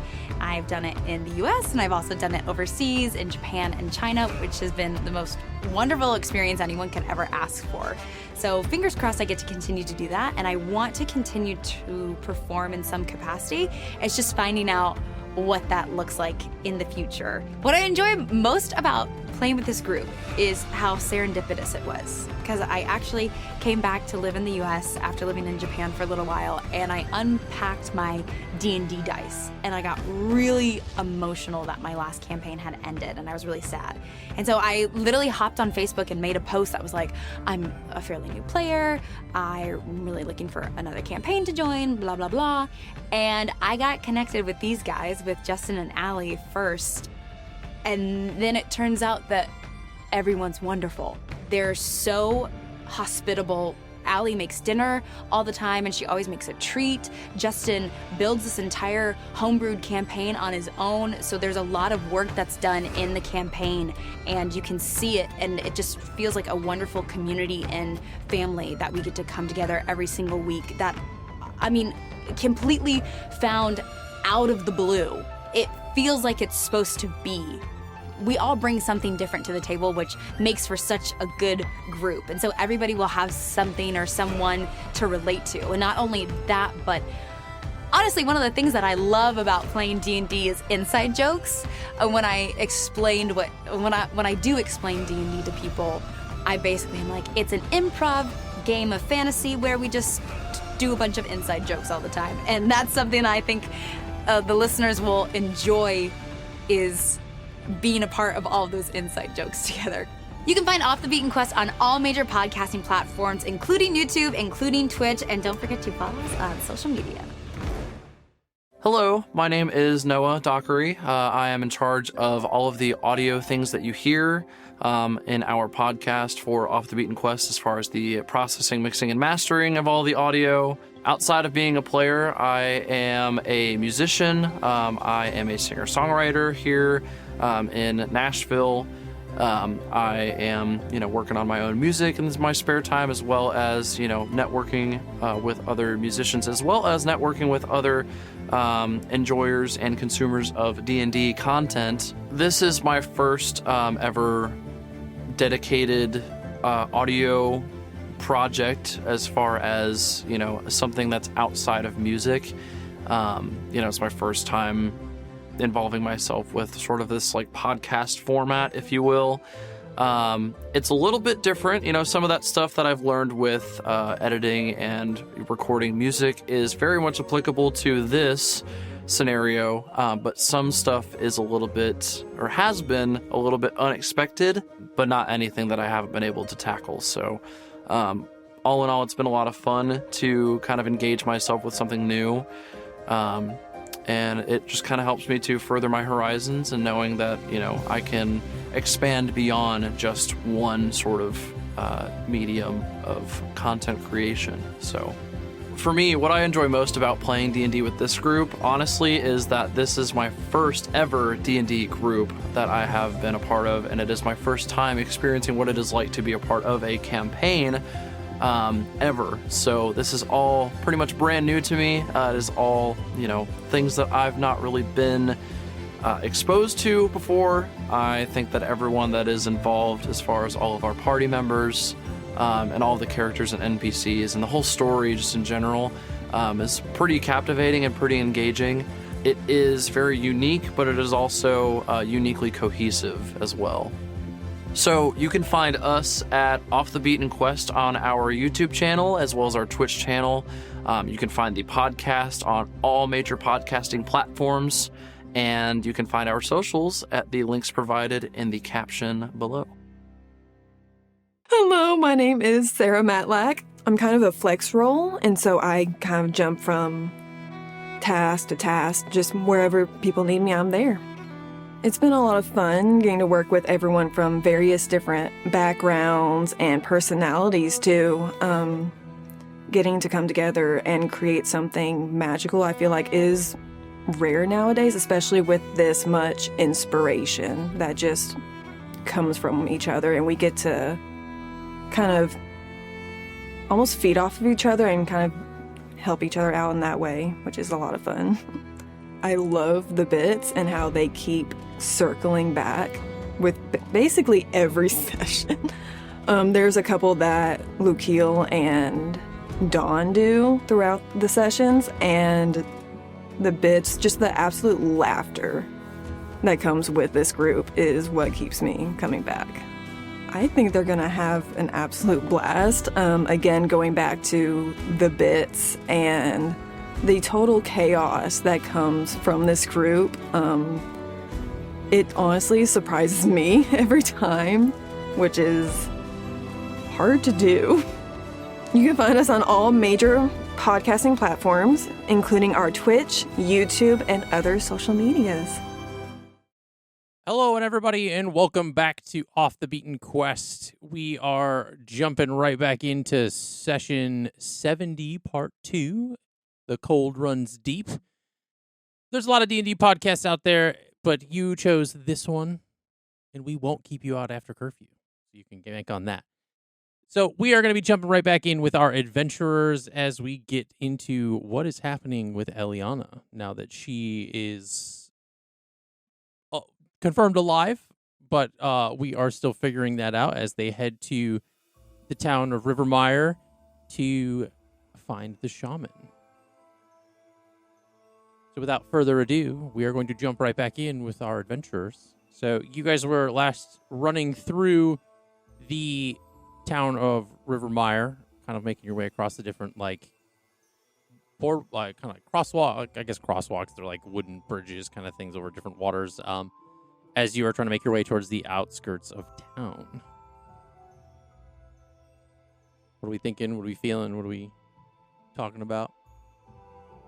Ira is running, but she's also clocking like, wow, this is kind of pretty. She's not saying that out loud, Yeah. but she likes it here.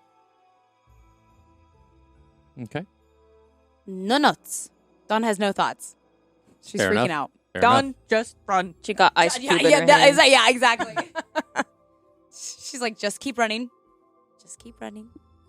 Just keep running. Verity is very slowly trudging along after them, trying to keep up, but is really tired. Yeah. I'm going to go check something and see. No, it doesn't change much. Good. All right. So after a little bit, you make your way through the town of Rivermire, passing by different businesses and different kind of structures and things as you're coming through. You find yourselves at the outskirts of town. You see an ancient kind of vine-covered structure, partially hidden with a thick grove of willow, kind of near the edge of the Rivermire's largest largoon. It's like one of the kind of pond type things there. It's kind of built on stilts that rise above the marshy ground. The building is a blend of aged, kind of water-worn wood and natural elements. It's sloped, kind of moss-covered roof curves like a crane's neck, and bundles of reeds kind of tied with red string hang from its eaves, kind of as if they're being hung out to dry. They sway gently in the breeze as you guys approach. The wooden walkway that you guys are kind of walking through, it stretches from the main road to the entrance of this structure. There's a lot of different kind of dotted water lilies and different totems kind of crafted from carved driftwood and feathers and animal bones that are kind of as you approach this structure. They're placed all along the path. They're kind of they look like from your guys' perspective. It could just be like to ward off things or like kind of whatever magic of the area or of like local lore of the area and stuff. So, yeah, so you approach this building. Is it clearly open, like for business, or no? It doesn't look like a business. This looks very much like a like home of sorts. The townsfolk call it the Shaded Reed, but it's not like known as the like. It's not like a business that operates and things like that. Does anyone want to knock, or is Ira going to knock? Dawn has her hands full. I picture Verity as like, I'm coming, guys. I'm right there. I'm coming. I'm almost there. Give me one moment. Hold on. Starts coughing. The old man of the group. Just like when she gets to the door too, she's like hands on her like on her hips, just like, okay, all right, and Like just stretches back. yeah. Does the dad stance? Okay. Yeah. And then she like gently knocks on the door, and then realizes she's doing it gently and just pounds it. Let's approach this one with honey, shall we? Huh? Let's approach this one with honey. It's not bang too loudly. Honey, where? We need to be. We were fine with her banging on the other door. Why not this one? And Ira just gently like knocks on the door. There doesn't seem to be an answer right away. You see kind of coming out from like the woods, kind of off of that or like behind this thing. You see a kind of like a gruff looking like lizard folk. It's very tall and broad, kind of some emerald green scales. His like his tail is like missing the tip of it. He comes out and kind of like clocks like all of you at the front of this building. And he kind of just like grunts at you as he kind of passes by and like pushes into the door. As he does, you see you hear like from the inside, is there someone at the door? Were we given their name? No. No. Okay.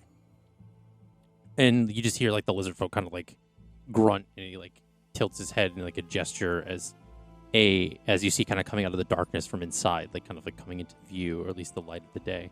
There is what it looks like an elderly Mapok, with one remaining ear, kind of. She has like almost looks like a fake like wooden ear, in pseudo, and then there's like the real ear on the other side. It's kind of peeking out from her like long silvery black hair. So it's like very like salt and peppery, is from like old age and stuff. And for Nina, who looks I'm confused literally about what They're I'm raccoon folk. Oh, okay, great. Because Okay. I also tried to spell Mapok, and just a bunch of maps came up, so that was not helpful. She comes forward and she's wearing like kind of like a patchwork kimono, kind of made of like stitched together swamp silks and decorated like kind of hand painted sigils on the kimono and stuff. She says, we aren't really taking any visitors right now. I don't. Maybe the town is back the other way. You're probably lost. We're not visitors. We're payers. We were sent here by the people in the village. Well, that's concerning, given they typically stay away from most of me and my manner of magic, I suppose. I think that's why they sent us. Our friend, she fell unconscious about, 10, 12 hours ago? I would say so. And she hasn't woken. She's ice cold. She's alive. But Big coma. she's an Eladrin elf, if that helps at all, from the Feywild. We don't know what's going. We've tried everything. I mean, my specialty is in the swamp magics of around here. I don't know. I can certainly try. The That's spirits did bring you to me, so there's got to be a... all reason for everything. all we're asking is for you to try. Come in. And she like gestures and kind of like walks in, for you to kind of just like follow. Mhm. As you guys enter, it's like very dimly lit. There's kind of like some golden glow of like some fireflies that are like trapped in glass lanterns. The walls are lined with like woven baskets containing a bunch of different like dried herbs, swamp roots, aromatic plants, kind of tied together with twine. The shelves hold jars filled with like strange ingredients, murky liquids, preserved animal parts, glowing swamp fungus, kind of like the bioluminescence and stuff. There's a central kind of hearth that's burning low. Its smoke's kind of going up through like a chimney through the roof. As you guys enter, it doesn't smell like an old dingy cabin. It has the place is very like smells sweet. There's some earthly aroma throughout the room, so it's kind of very much like incense and different like swamp spices and stuff. There above the hearth is a large kind of reed dream catcher that's kind of decorated with intricate patterns of like knotted string and small crystals.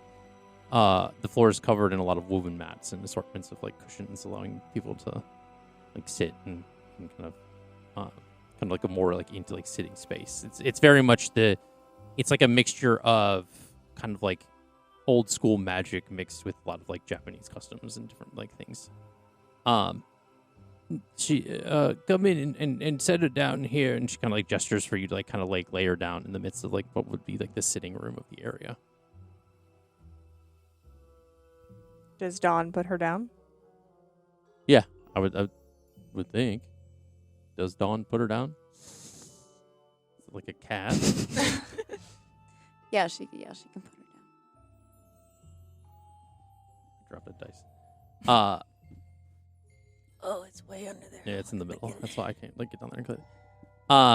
So are you like kind of clutching her for dear life, or what's happening?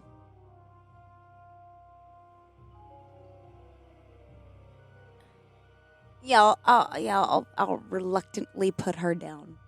And as you kind of go to lay her down on the ground, it kind of almost like peels off because like the frost has kind of like fused her to your body in a sense. So it's kind of like, Ow. It does hurt a little bit. You have a little bit more of a weathered skin and fur, so I think you can take it, but it is like kind of taking tape off of like hair on your arm and stuff, so it does hurt a little bit. So as you do, you kind of set her down on the floor in the middle of the room. And the she says, pardon my rudeness. My name is Kyoko Reed Whisper. I feel like we should be acquainted before I kind of get into the thick of it with this. And this here is Rico. I took him in when he was an orphan some years ago, and he's been helping me around the swamps. Rico, like the band Woodwind Reeds. Riko, maybe, I don't know. That would have been that's such a coincidence that the last name is Weed Whisper, and then Allie was like, Or is it Reed this? Whisper, yeah. No, Rico is Yeah. a brand of like Of- Woodwind Reeds. Yeah, reeds. Anyway. That was a joke. I'll begin to consult the spirits, and you get the vibe that there's like a very different level of the way she communes with like magic and nature and stuff. She begins to kind of start like burning some herbs and incense and stuff, and kind of like almost like it almost looks like a swampy version of like a sage stick. It's kind of like with the kind of like going across like Elliana's body and kind of tracing the like an outline. And she's kind of like chanting like some kind of like mantra or like what would be of that custom. You guys can't really understand the language and stuff that she's speaking. But yeah, so she's chanting it and kind of going through and analyzing. How is Stella reacting to this? I mean, Stella has been concerned the most the whole time. A lot of like with like the ears kind of back.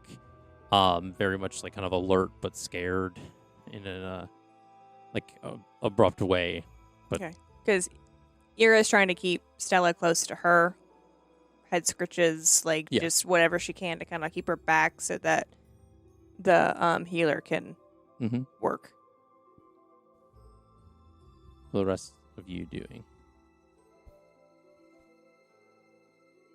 I would like to make a very stupid decision. Yes. Oh boy. That's why we're Okay. here. What is it that you would like to do? In Verity's head, she would like to say, "Oh, this is so stupid.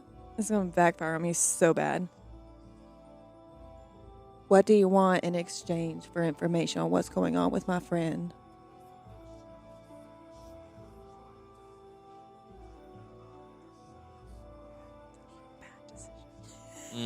Yeah. That's why I said it was stupid. Well, It's not good. And you hear, that wasn't our arrangement. Not our arrangement, it is. You can't hear this. I know. Name it.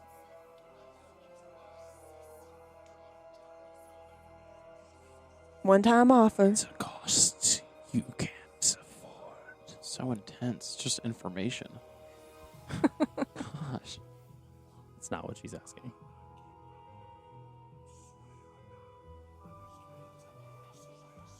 Verity just remains silent and kind of leans against the wall.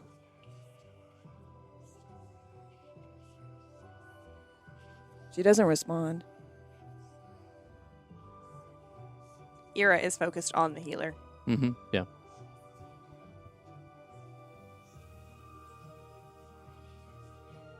Do you get the sense of what it's saying? I do, and I'm not. Okay. I'm not risking that.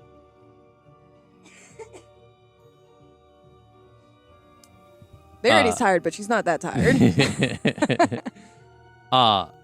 So the Kyoko grabs kind of like some elixirs and is kind of like putting them into kind of like a mortar and pestle, is kind of like crushing up like kind of like a salve. As she kind of like puts it over Elliana's forehead, and as she does it, essentially like freezes like over as it, like the moment it touches her skin. And she says, "Oh, that's interesting." And is like continuing to kind of go about like what her ritual is as far as the kind of what to kind of kind of almost like it's very much like with like when you take like an egg and you kind of do like an egg cleanse, and you're doing like she's doing kind of like that sense of like where the like kind of figuring out where the problem is and kind of assessing the situation. Elliana, Hi. it feels as if days have gone by in the attempts of your family kind of rebuilding this temple to which you had spent so much time in previously. And it's as if your life is repeating itself. You feel the same urge of anger and urgency that it was to make your way to the material as you did before. And in doing so, you essentially there's like before venture off to find a way to the material plane, leaving your family behind. And you venture off into the wilds of the Fae.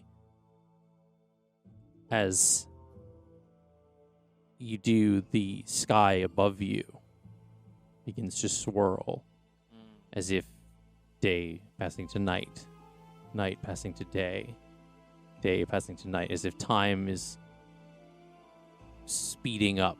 Days upon days are going by as you're just maybe walking a mere few feet. I have a question. Mm-hmm. So in the Feywild, there's the Dayward Lands, there's the Twilight, like the three. So how is the sky's like changing as I'm progressing like through those areas, or it's just like changing above me? It's changing above you. Okay, so this is abnormal. Yeah. Yeah. Okay. And as you kind of try to go past you're kind of venturing down like a path, and as you round the corner, you find yourself back at the edge of your village, as if you had walked in a circle. And it's at this moment in this, your village looks as if it has been rebuilt. They've tried to move past what has just happened.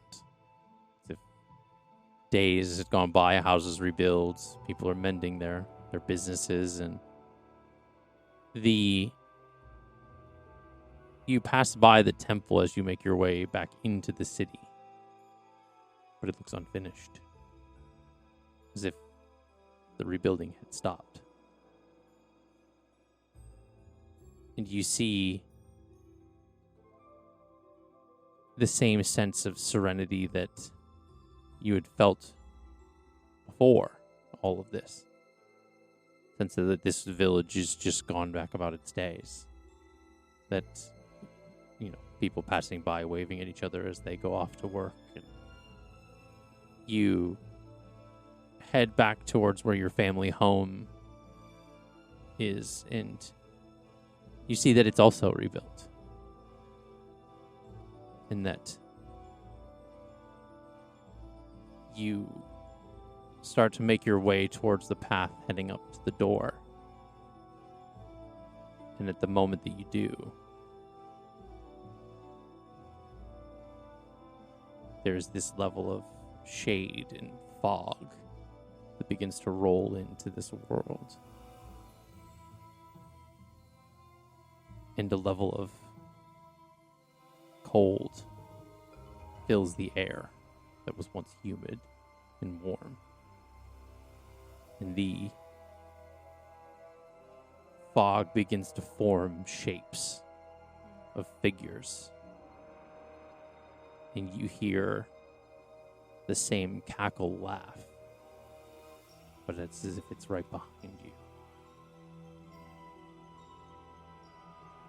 Am I in the mindset of that I'm aware that I'm kind of reliving like a groundhog, or am I fully back in the moment as You've if never lived this. Okay.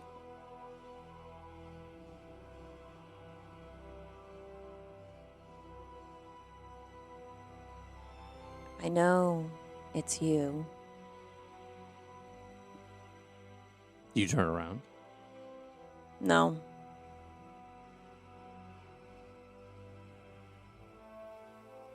You begin to hear screams once more. These aren't the same as the ones that you heard that time ago when the Lich attacked the village. These are different. These are much more guttural, as if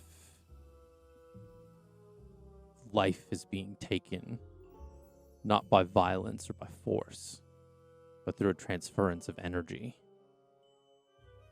These smoke figures are moving their way around and flying through the village as if they're ghosts, spirits. And they keep swirling around and flying back to a central point in the village. And that's when a group of the smoke spirits, as we'll call them, head in through the side of the family house, as if going through the kitchen window. At that point, I will turn around to go check in and see who is inside my house. Okay. Well, at this point, you were facing Okay. the house. Gotcha. I'm gonna go into the house then. Okay. You kind of almost rush up to the front door and push through it, and you see your sister and your mother's fighting off these smoke spirits in an attempt to strive away an evil kind of entity that is trying to break its way into they're almost as if they're souls, they're complete beings. They're trying to force themselves, like almost like forced possession, where like this smoke is trying to make its way inside of their bodies, and they're being held back pretty consistently. Your sister is mastered a lot of her craft, but these people look a little older, and not as they did when you had left the village, what felt like 30 minutes, 45 minutes ago. The air around this seems dense, and as if life itself is devoid in all around you. It's at that point that your sister is able to stray off these individuals, and they rush out the front door, and they pass directly through you, as if you were incorporeal itself.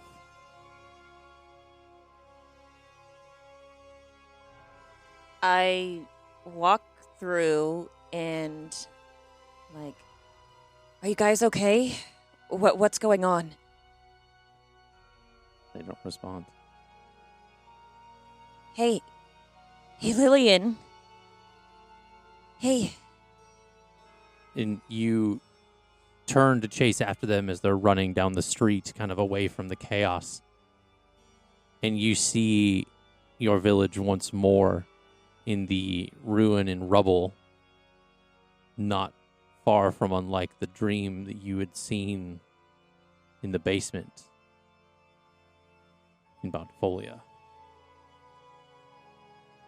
Bodies laying everywhere, not covered in blood, but gray, lifeless, cold. And as your family runs down the street to try to get away from these spirit entities, you see a woman in all black, towering above everybody. Gray skin, old. Same woman that I saw in the sky at the temple? Or Yes. Okay. And the same woman that you had saw in the nightmare. And it's as if the family kind of stops for a moment in trying to kind of stop in their tracks as she's blocking their path.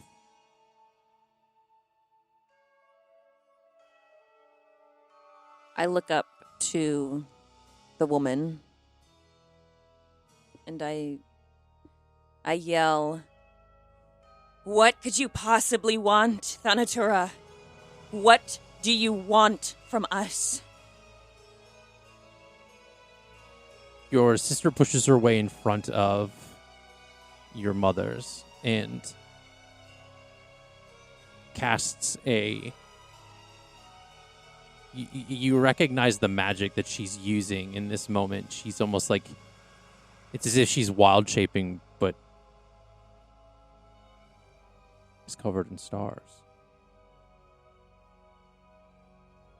And she moves her hand in like kind of like an archery type motion and fires an arrow at Thanatura. And she like grabs it in her hand and like throws it into the sky, and it like hits a tree, like poof, like it like catches the tree on fire. And she kind of like puts her hand out and like lifts Lillian into the air. Don't touch her! And the woman looks over at you as she like throws Lillian, and she kind of like goes flying off into like one of the tree lines, and you hear like these like branches and trees breaking. And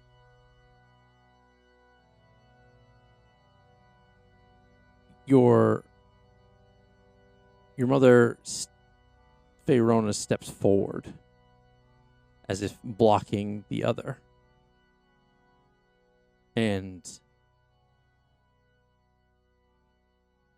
a hand reaches out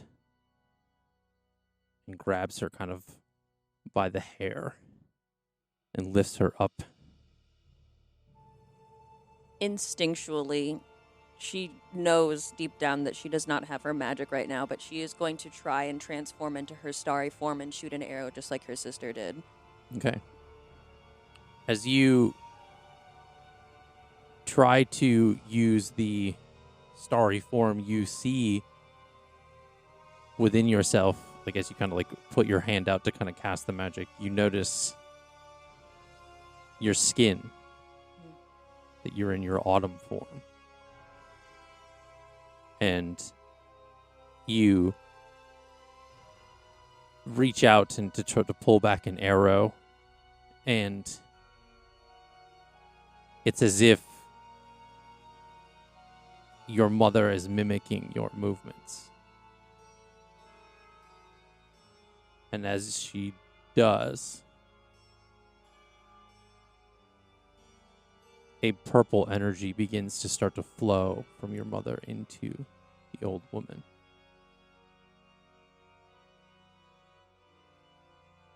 And you see before your eyes like Faerona aging as if on fast forward. Until a series of what looks like comets kind of flying from the sky start raining down and hitting Thanatora in multiple different ways. And you see this like wounded, kind of like dirty, bruised, bloodied, like Lillian standing at the side of the tree line. And it's kind of like has like moved her hands like down as if like casting this. And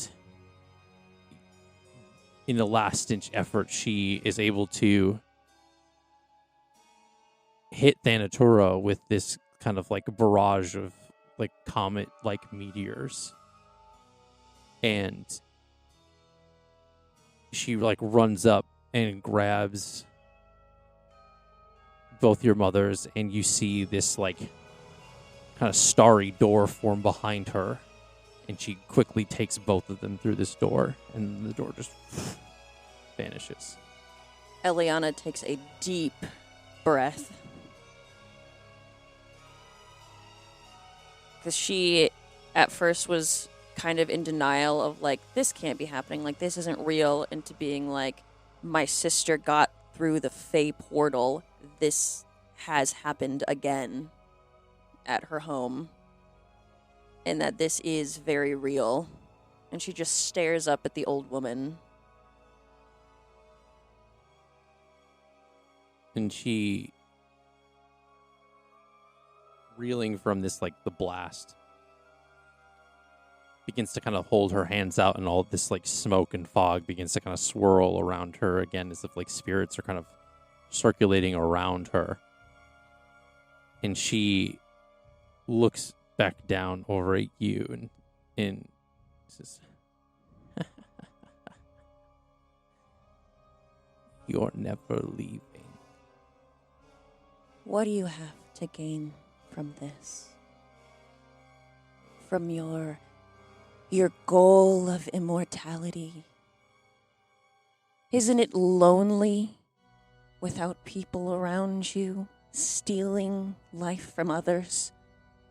What happens when no one's left? I have all the people I need. And if anything, I have you.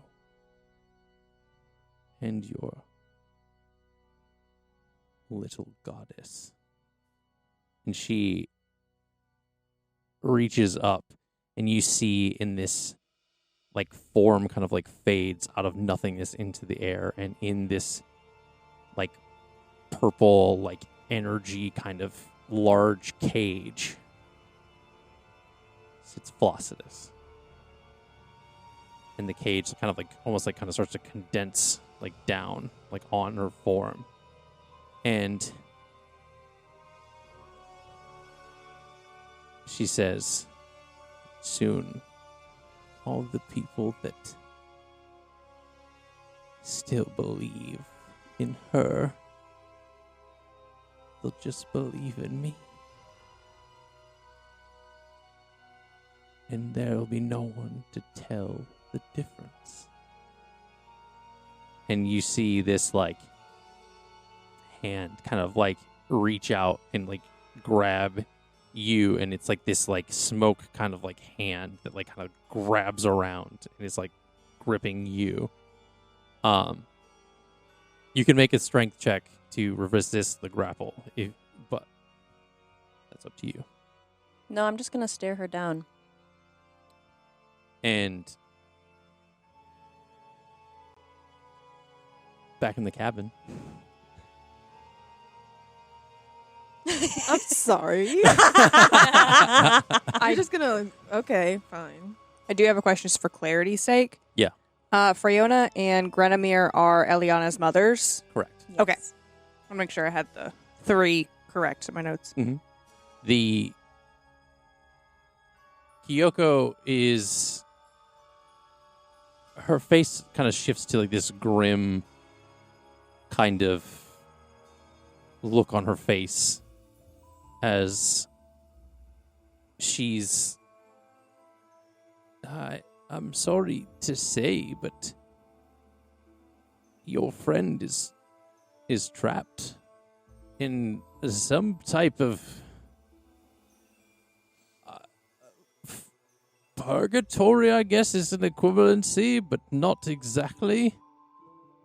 She's in a world between worlds, but also in a form between forms. It's Form between forms, like she's transitioning?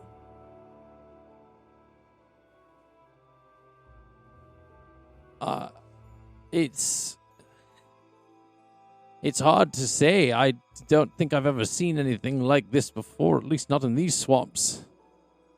Is it possible that she could be cursed? There's no markings of any kind or indications that she would be blighted in any way. Is there a way to get to her? Like if I were to try to go to where her soul is, is that possible? I don't know. I've only heard of this once before, but it's nothing anywhere near here, unfortunately. It's something with the priests and priestesses in Luer have been the only ones that I've ever heard to been able to merge consciousnesses in a like meditative state. Well, I believe. That's exceedingly convenient because that's one of the places we're going. Yeah. How far is Luer from here exactly? We know on the map kind of where it is, but it's about a 4 days journey from here. Anybody got a dimension door that we can just pop over 4 days away? No? Okay. I'm not sure if No. it won't. No. I think the max is 500 feet. Yeah. Yeah. Yeah. So, are there any like, are we we're in a cabin right Yeah. now? Yes. Does the cabin have a fireplace? Yes. Dude, light the fire in the fireplace. Where's Elliana right now? She's like On the laying on the floor. floor in the middle of the Well, sitting light room. the damn fireplace and get her close to the dang. Let's heat her up. Let's get her going. Get Is her her, not frozen. is her skin still pale? Mhm. I mean, it's better than nothing. Ma'am, do you mind if we move her? I mean, it's your friend. It's your home. It's your behest. Lucio, can you help me? Yeah. I don't know which end you take, but I just go for whatever end's closest. You're not very Sure. big. You're what, like maybe Like 100 pounds? 5 I'm feet 5 foot tall exactly. Yeah, so you're like Yeah. not even breaking 100 pounds. Yeah, you two move her closer to like the hearth. Yeah. And Mm-hmm. Is there a teleportation circle linked to Luer? No, man. we don't have that kind of magic here in this village. I'm about the closest you'll find to a magical expert or proficient, I should say, around here. All of this, the folk here are simple, like, alchemists or merchants, and it's a bit of a humble town, trade village, and all that. That's why they often label me as enigmatic, but I think you're delightful. Is there a... Like how some fireplaces will have like a little bit of a ledge before it drops down. Is there one of those? Like super close to the fire? Like pretty much the only thing between that and the fire itself would be like... kind of almost like a base of Yeah. the... Yeah, I would say so. I mean, you can... but it's not large, so if you would put her a little bit dangerously close to the fire if you were to try to put her on it, I believe. Do we want to risk it, Lukiel? I mean, you feel the heat pretty good as far as, like, if it's like she's, like, laying right at the base of it. But Yeah. I don't want to put her, like, super close, obviously, but, like, close enough to where it's... Nira's also kind of like, I don't know how much time we have. We need to like expedite this thawing. Sure. Yeah, I mean, let's do it. Let's do it right now. So you, like, put her closer to the fire? Yeah. Okay. Anything happening? It's not. It's almost as if the ice itself is like unfazed. That's so interesting. Is her hair the same color? Is like her clothes the same color? Like everything else is the same the except skin- the leaves have wilted out. The and skin pigmentation has shifted from like the yellowish that it was pale. to kind of like this pale white.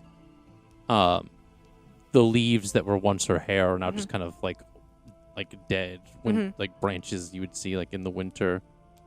And there's like kind of like ice frost kind of like patches kind of all over her body. God dang. Her lips are blue. but her clothes are the same. Or Yeah, have her clothes clothes are changed? unchanged, other Okay. than the singe mark from the electricity earlier on the front of it. But Well, because where Ira's head was in asking those questions was when Elliana has changed forms, her clothes also change. So she was looking to see, okay, have her clothes changed? Is this just her transitioning? No, her clothes are the same, so probably not.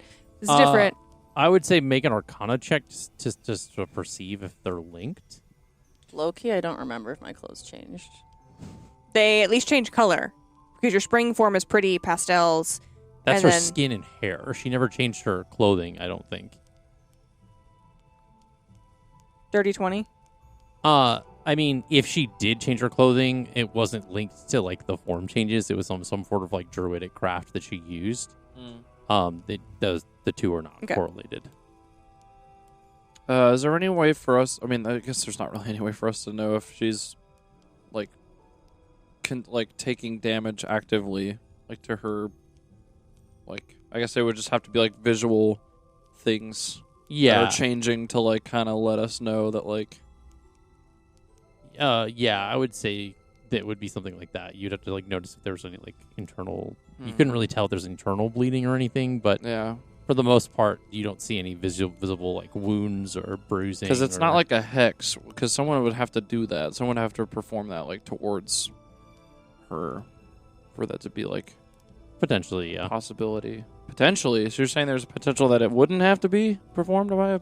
Just depends on the magic. I'm gonna test that theory. I think we need to go to Luer. I guess. That's going to be our best bet. But it's gonna take us 4 days. Well, guess she's we gonna, she's better start getting halfway- there. I mean, what else do we have here? Fire and someone that basically knows like a semi decent amount of things about But magic. is it How do we keep her alive? Yeah. I believe there's not really. For me, it looks as if there's some sort of time limit on her expiration. It's not abundantly clear. I mean, how long ago did any of this happen? 10 to 12 hours ago? I, About sundown last night? based on the temperature of the body and the ice and things, I would assume that your friend has roughly around 3 to 4 days before the ice will completely consume her. And there's absolutely no teleportation or anything here. The best you could probably do is a horse and cart, but that should save you maybe about half a day at best. Jeez. Better than For nothing. real? Only half a day? I mean, if you That'd be want closer to to like a whole run day. the horse ragged, I suppose. guess. Might be faster just to take all horses. Lukia wouldn't have no idea what any of this is at all. What a horse is? No, there He wouldn't doesn't be a know what a way. horse is? Because there's talks of a winter court, but This horse Lukia would is not not. know what a winter court is. Because he's a freaking bird. He's not a bird, he's just got wings. What are we finding in Luer again? That's where did Elliana say that? I don't know if she told you guys or not.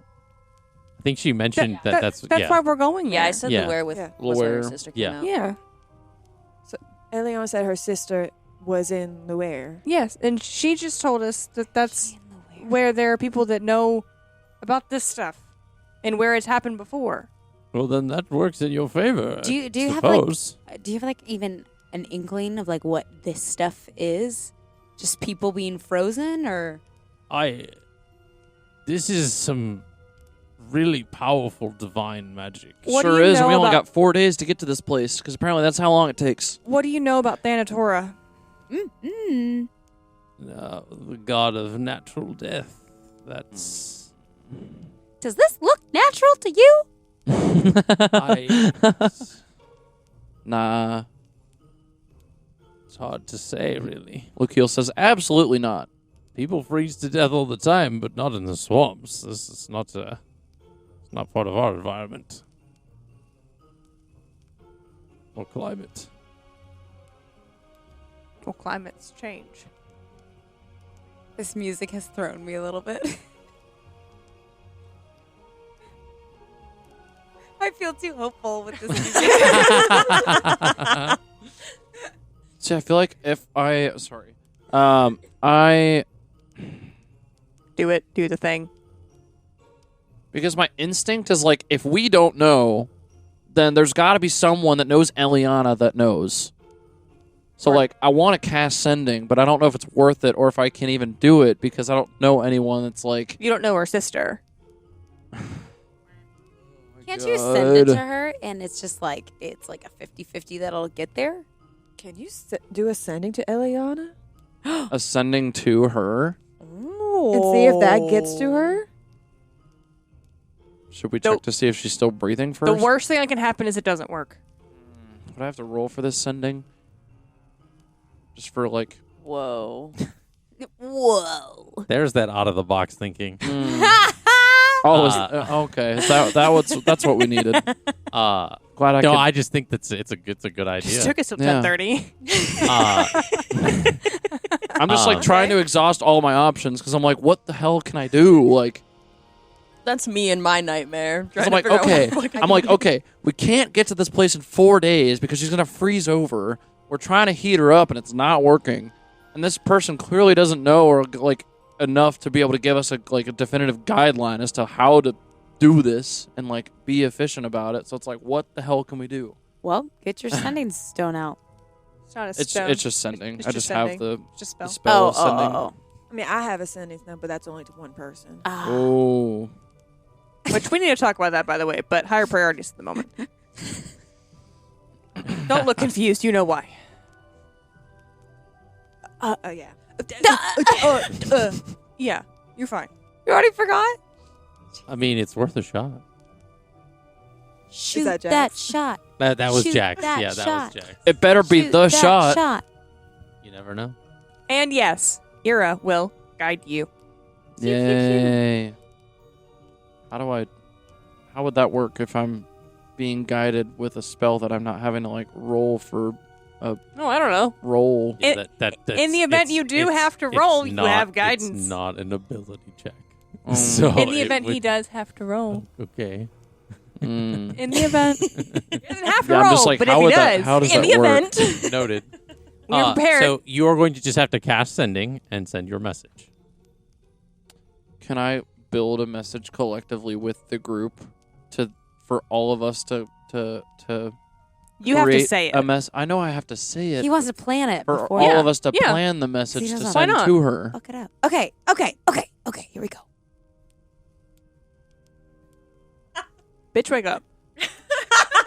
Well, that's 3 words already. Done. So. JK. End of message. Why does the like Stranger Things like Chrissy, oh, wake Chrissy up. wake up like playing in my I head. don't like this. Time to wake up. Time to wake up. Elliana, wake up. Hey, hello. All right, what are we actually saying? Verity is exhaustedly writing something on a piece of paper. I'm trying to figure out 25 words. For How this. Fair enough. how are you gonna say something enough to get it so that she can? Like, what are we gonna say? Like, hey, girl, whatever going on in there? You got this. Love you, bye. Love you. Bye. See you before you freeze to death. Like how? Like, I don't like think that- what are we? I feel well. Lucio doesn't know this obviously because it's like above characters, but like I don't feel like she knows that her physical form is being frozen over That's because what I'm she's trying not to- like. Or she's beyond her like physical form at the moment. She's like clearly in some sort of like So what do you want to say? dream like state.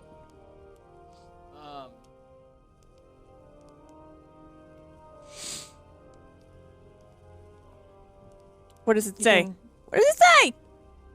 It's not the full 25, but you're dying in a coma state. How can we help you? That's the best I got right now. Stella needs you. Because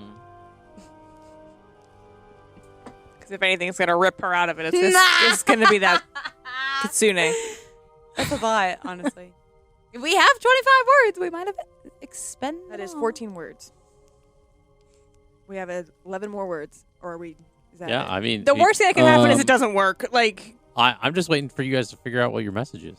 See, I'm along the lines of like, this isn't my message yet. Obviously, What if we say something along the lines of like, can we come get you? Is there any way for us to get to her? I don't think Elliana would know that information. no. That's why I kind of. Eliana's not 25 that kind. words, people. That's all we got. And I was Eliana's not that kind of smart, Dawn. That's why I kind of wrote down like, how can we help you? So maybe that's a little Yeah. open. gonna to her. say your physical form is freezing over right now, and there's not much time. We have to get to Loire. How do we get you out? Where are you? I actually really like that. Because it's like it lets her know if she can get this message and she can like actually it makes it through to her. She's like, oh shit, I'm not in my physical form right now. I'm in clearly some sort of like somewhere else land that's not me actually. So none of this is real. Gotta love that somewhere else land. If you can fit, Stella needs you, or something about Stella. I don't even know how many. Were you counting how many words that was? Because I wasn't. No. Okay. Fair I enough. thought you guys were counting. Can we so run I it was back? like- No. Well, she's writing it down on a piece of paper. I thought that's what we were doing. Your physical form is freezing over. You're in a coma. There's not much time to Loire. We need you back.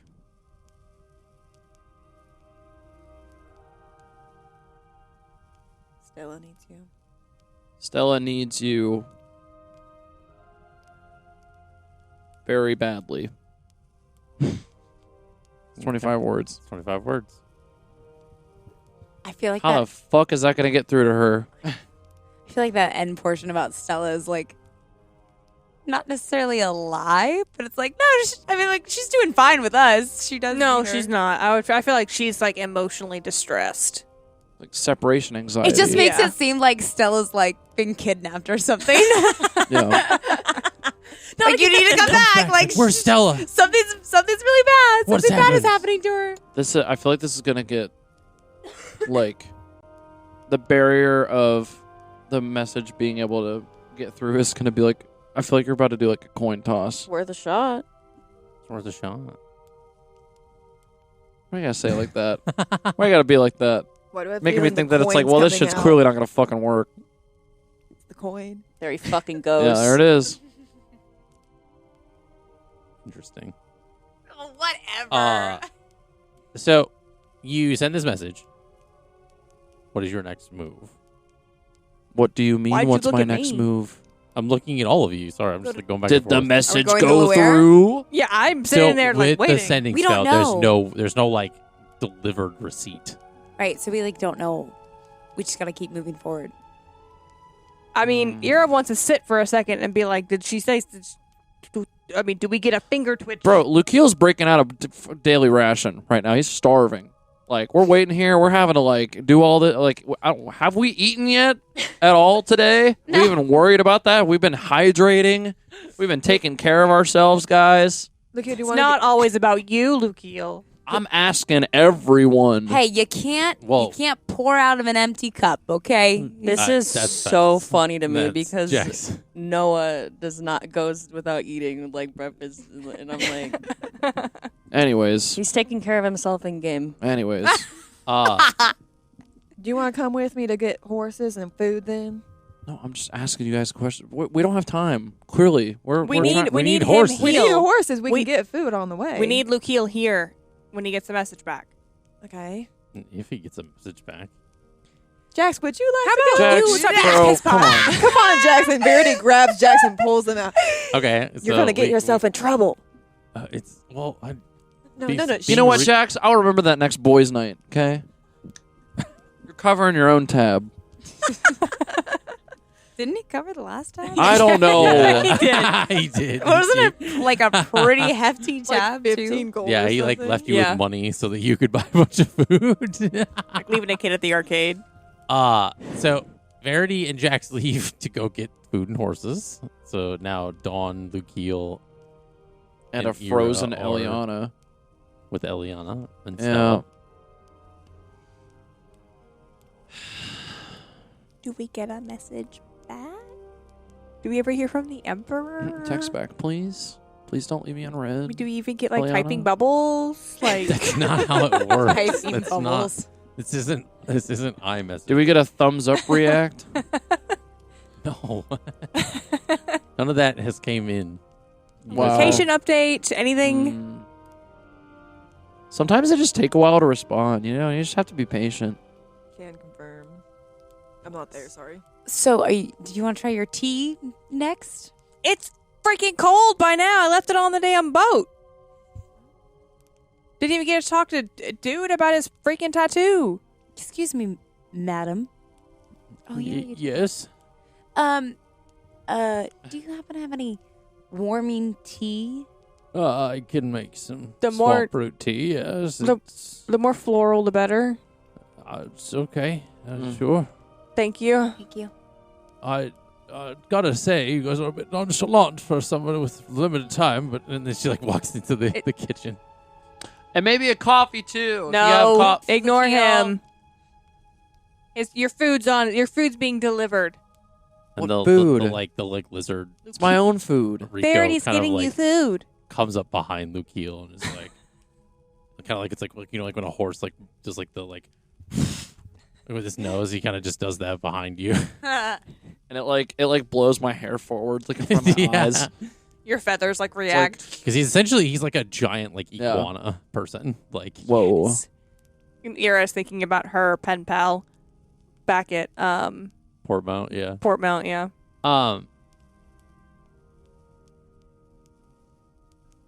So she leaves to go get you guys some tea. Meanwhile,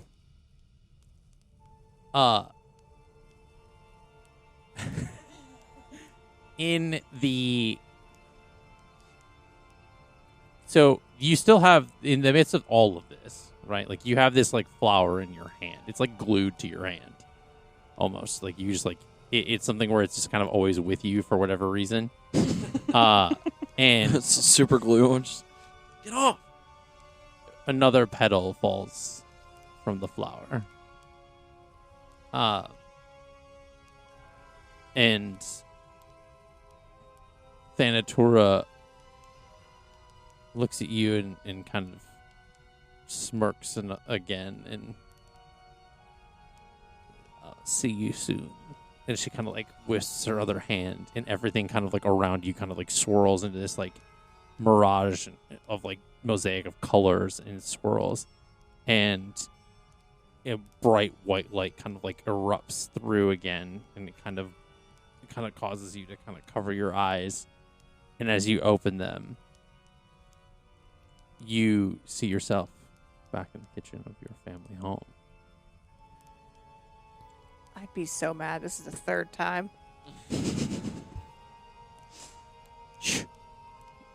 Is everything reset? It is. Fuck this fucking bullshit. Elliana doesn't say that. Fucking damn it.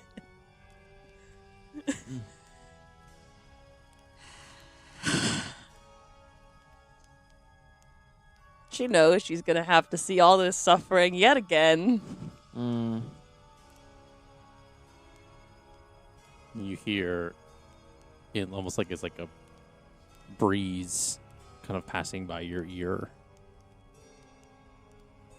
Break soon enough.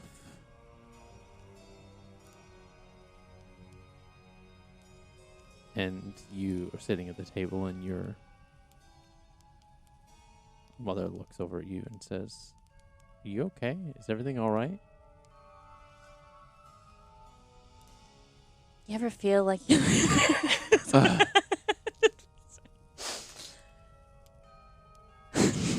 You ever feel like you're a plastic bag floating through the wings? Oh, man. You ever look at someone and wonder what is going on inside their head?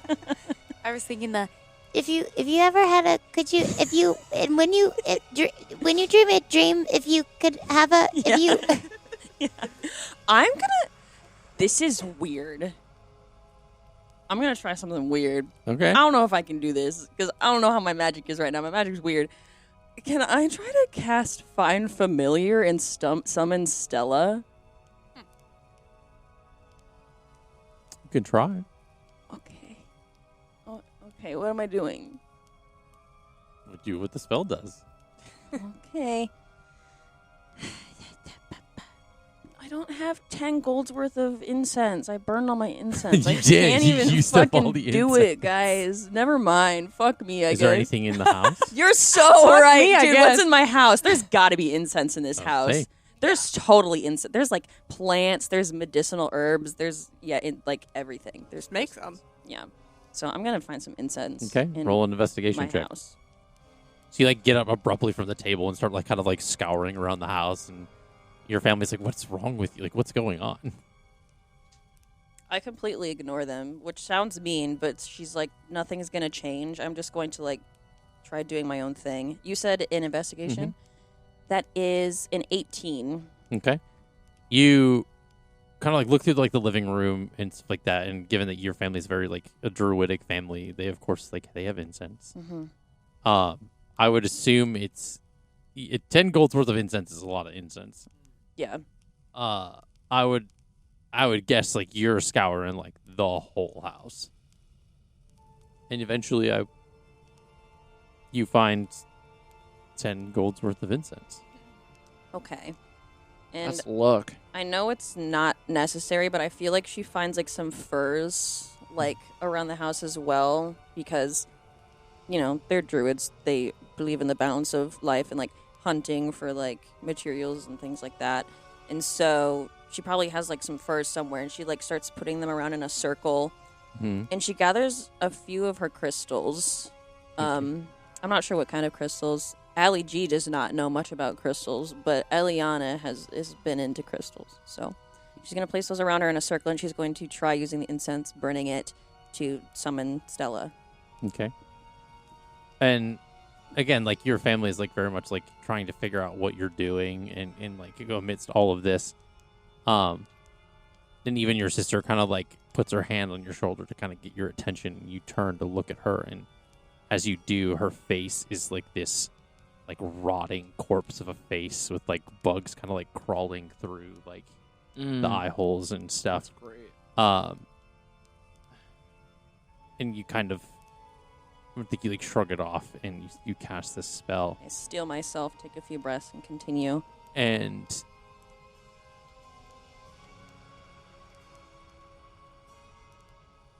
in the cabin, Stella, kind of sitting next to Ira, all of a sudden, you see her kind of like head kind of like resting on your lap as you're kind of sitting there for a moment as you guys are figuring out what to do. And you see her drift off to sleep. Like Mm.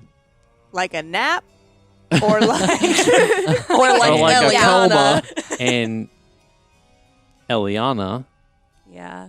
you see this like almost incorporeal, like bluish purple fox form, like boom, like onto the furs in the living room that you're set this all up in. And Stella kind of like barks, kind of in recognizing you. like a nap, right? And you hear, as she summoned into this kind of place, as we'll call it, you hear Lukiel's message in your head. No way. Go. Lukiel doesn't know that yet, though. No, none of you know that. Lukiel's like, dude, this girl's got dial-up connection. All the sounds included. The Stella part's going to be confusing now. Like, well, fix that problem. So you hear the message that you had heard him say earlier. Hey. I didn't write it down, so I can't repeat it verbatim. But I scratch the scruff of Stella's. She's incorporeal, but yeah, she's like essentially like a spirit version of Okay. think very much like astral projection, like out Yeah. of body kind of I thing. try to pet her, but it doesn't work. Yeah. You know? It's the thought that counts. Good to see you. How does Stella to Elliana react to the attempt at being scritched? But Oh. And she tries to like lean into it, but then Stella like turns into her like human form, Okay. Whoa. she's taking a nap, right? and I have a thing I'm going to do if she's not just taking a nap. she says to Eliana, "Are you okay? What's going on?" I'm trapped in a loop with my ex-goddess. Your body, something's happening to you. Yep, just heard Lukiel in my head. Sorry. They're trying to take you somewhere. There's some like medicine woman said that they needed to get you somewhere. I trust them. I trust them. And you don't have much time. It's as if there's like something's happening to your body where it's counting down or something. You and another petal falls off the flower. Well, that's exactly what Lukiel outlined in his message. Because he said there's not much time to Lower. She didn't hear it, because essentially the message only goes into the person's brain. They don't like hear it out loud. And it wouldn't matter because she's a kitsune. In her kitsune form, she wouldn't not have understood the comment. Well, no, I'm talking about Eliana. Not Yeah, I mean, so she's hearing things twice, but Stella is essentially just trying to like iterate it as further, well. yeah. And I'm going to respond to Lukiel's message. Can she respond? Yeah, that's how sending works. Oh, well, Sorry. Damn. damn! That's All how sending right. works. You guys heard it here first. If you didn't know, Yeah, that's it does. how sending works. Better learn you up that one, huh? Anyway, 25 words. what's your 25 words? Why was that so damn sassy? That was not sassy, in my opinion. I That was met with sass. I gave theatrical. sass. Okay. There you go. Stuck in a loop with Thanatura of my village being destroyed.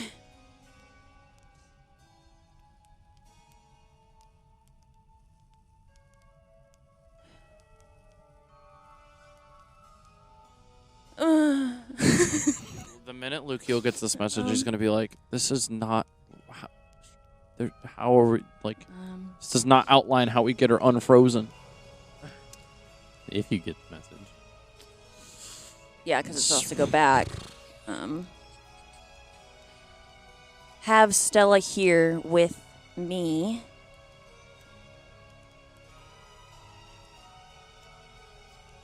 Sister and mom got out. Flossidus also trapped here. That's 25 words. Yeah, flip that fucking Oh boy, coin. it's gonna be a. Interesting. Okay. Every time. Okay. So you send that message. And as you do, right around that time is when the attack, the Lich's attack starts to like reoccur. I'm in control of myself at this point now, though, right? Like I You've don't. always been. Okay. Whoa. I'm not going to follow my family this time out to the temple. Okay. I'm just kind of going to stay around the house and just take it. Okay. As the house is crumbling around you, you see for a brief, and it's like split second, right? With all of this like chaos and like the rubble and all that stuff. You see the Lich face to face, just as you saw him before. And you notice in his hand it looks different than when you had saw it in the fight you had with him later on. Mm-hmm. In that moment, he is holding what looks to be a functional Marian heart. Okay. Because we've only seen broken ones besides the one in the huge tunnel. When you had seen him before, he was holding a broken one. Right. At this point, he's holding one that is... It doesn't... With the glow of the energy and the magic kind of surrounding it, you can't tell if it's broken or not, but it looks as if it's operational or functional. You've explained what a lich is before, but I forgot. It's basically a wizard who ascends, like, so powerful, like, to become immortal undead, kind of. Like an undead. Yep. And then... And when they attacked first, I didn't see them, like, up close. Okay, that's what I thought. You had only heard previously. And as the house crumbles around you and you don't follow your family to the temple, you see as if like somebody hit pause.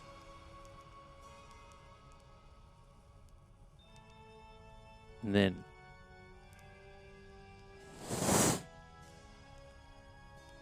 the bright light, and you open your eyes. You're sitting back at the kitchen table.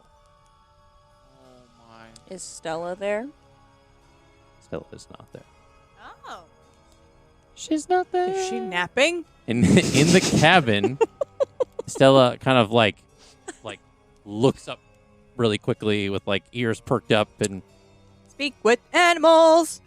Fair enough. So true, actually. and is like barking profusely before just as you cast it. What happened? What happened? What happened? What happened? I was there. She's in some house somewhere. she's like trapped in a thing. There's people, and then the house collapsed, and then I got sent back here. I didn't really understand what she was talking about. Did she say any names? No, she didn't say anything. She looked at me for a second, and then I explained to her what was happening, and then she did some magic thing, and then What magic thing did she do? I don't know. I saw her counting, I guess.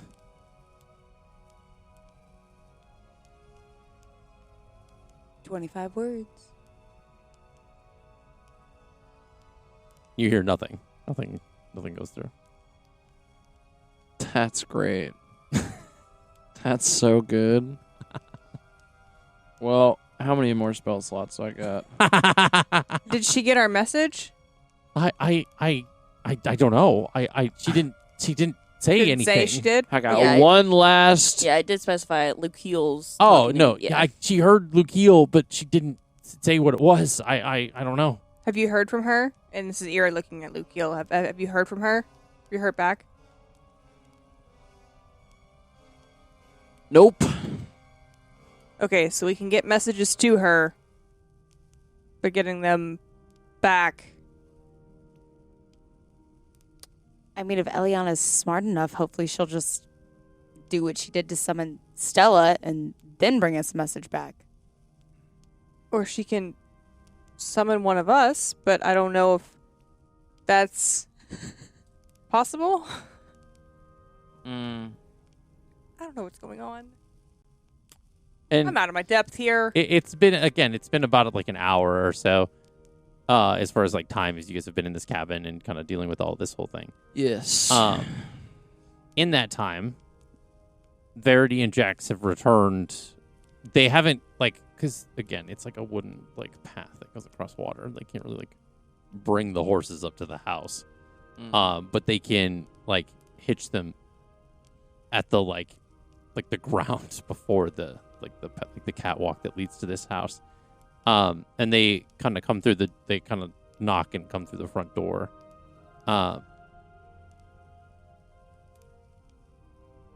We got the horses. We couldn't bring them up here, but they're down there. So are we doing this thing? Or We're doing this. We We have don't- no choice. We don't have a choice. Do we need All right, any let's- kind of maps before we go? You say naps? Maps? we have Maps. I mean, Doesn't check her Elliana- pockets. She's got the map. All right. Check her pocket for the map. I'll help Dawn. Who's got the highest investigation? I Not would me. say since she's unconscious, there's not necessarily a bit of resistance. You're not going to have to roll for this one. I just, just didn't know how secret Squirrel Elliana was about hiding stuff. I mean, that's fair. I guess, yeah, roll for investigation. You can do it as you two can do it together. Or should we all roll? I mean, you all can roll if you all are going to search the body, I guess. Oh my god. Oh, yeah. I have to do so much math for this. Oh, yeah, It's because you have a exhaustion. 10. Even with the Roll exhaustion at a- 19. Roll a d20. Oh, boy. I guess I have to roll too. Well, I literally don't know how to use my hands because I got a 6, so I just fumble All right. around the cabin, apparently. Well, dear, it's not much worse than my 8. We've already got a 19. I got a 19 with the -4. Yeah. So you find the map, and it gives you the clear direction to head as far as with the horses and stuff with a path. It doesn't again, it's like a traced map as far as things. So you know the general direction to head. What do you do with that? An 8 and a 6? What do they do? They're just oh, I forgot how to look for stuff. Oh. Oh, passive investigation. Yeah. If you could default to your passive if so your you roll can was default super to your low. passive if you wanted to. Yeah. Before you Well, now you tell Before me you after get I all snarky Well, it's and just a- fumble around animated. the room. I Well, just it's think it's so funny when rolls like that happen. Oh, it's very simple. Look for a map in a pocket. No, well, I don't know how to do any of those things. I roll a So- 6. Eliana had tucked the map away, in a secret pocket within her her like tunic, Yeah, of course she did. which is why it was harder to find. Found it.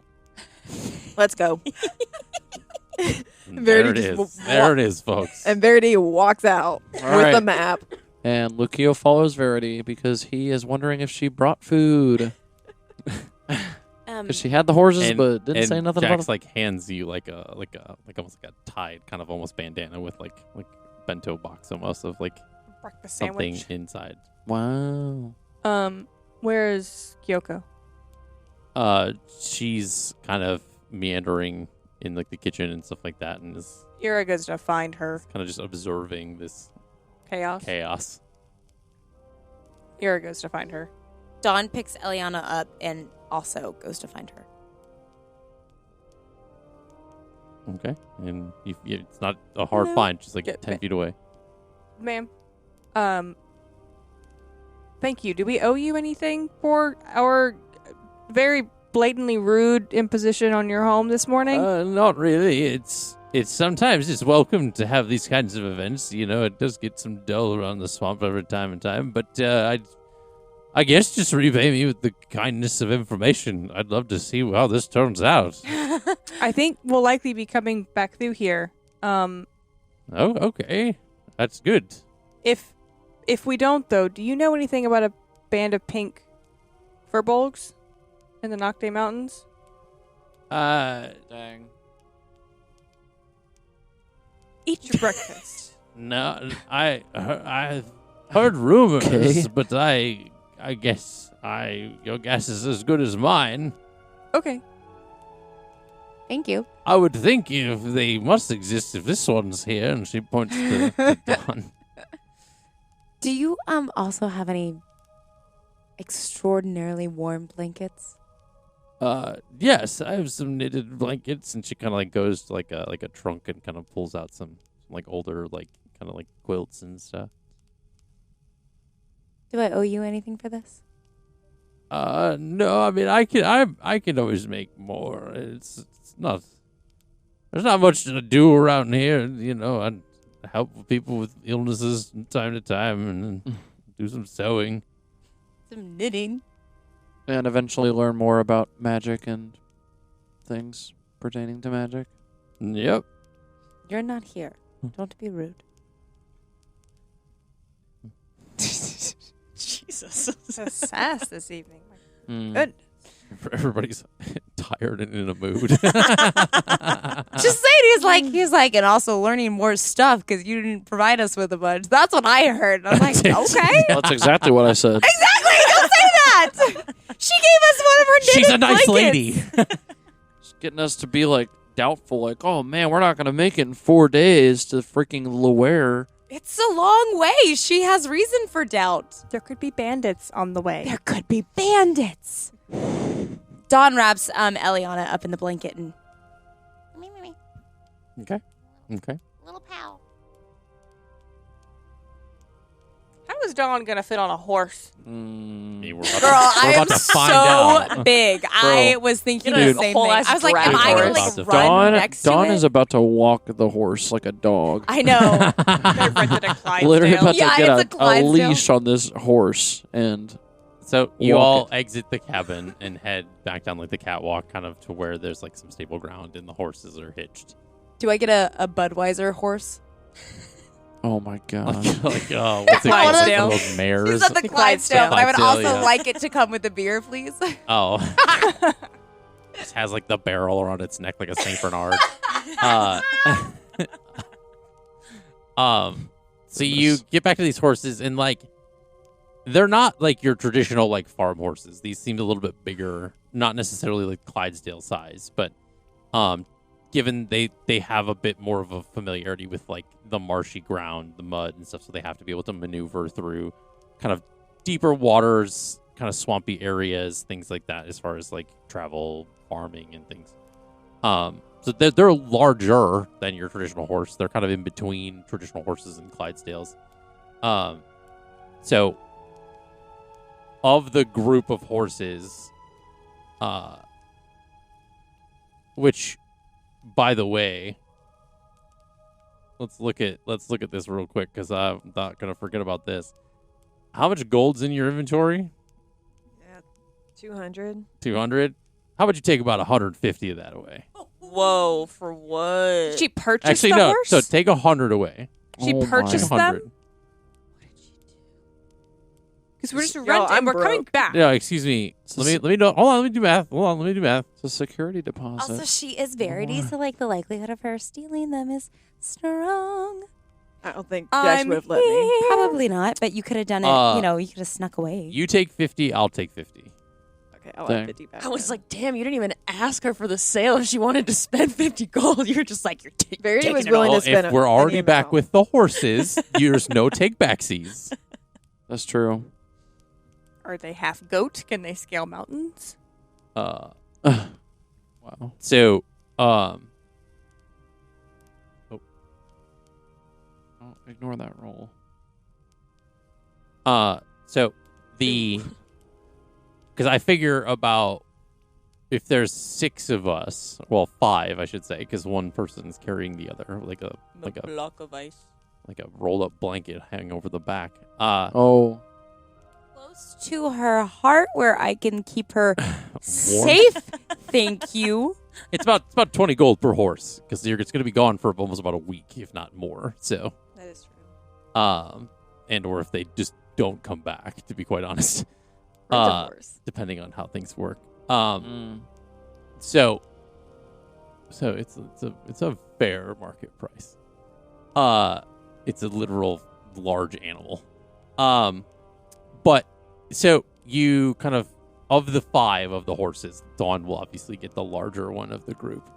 And everybody else can kind of hit up onto a horse and so you kind of follow like kind of like the edge of town and kind of to the direction that typically like would have like Luer would have be like kind of heading off to. And you find like there is a path kind of leading out of the town, kind of into what looks like to be a bit of a dense forest. And you set off on the path. As they kind of reach the forest, I'd like to use the sending stone. Okay. It's true. It is the next day. It is the next day. And just so y'all know, I wrote this like a couple days ago before everything happened, so if it sounds weird, I'm sorry. Damn.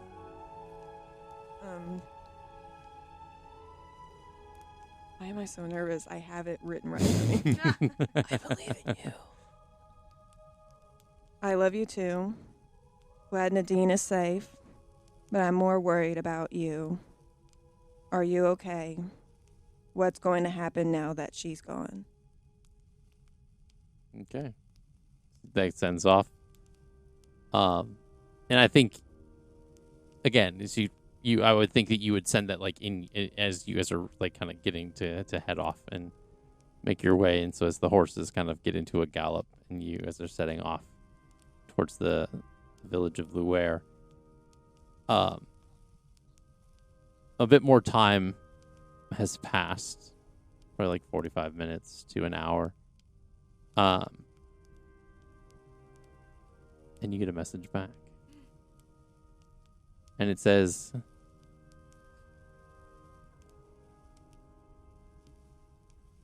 we're making new arrangements. The clan in Green Valley isn't happy. But none of that matters. I'm the one in charge.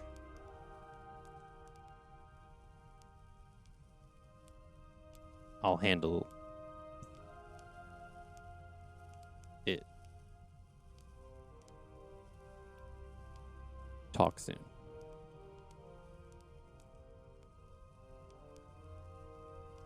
And that's the message you get in your head. in He doesn't response. know she's gone. I think What'd he you say? does. Well, Yeah. I mean, he's not. That's irrelevant. He's in Draclavor, so he doesn't know that.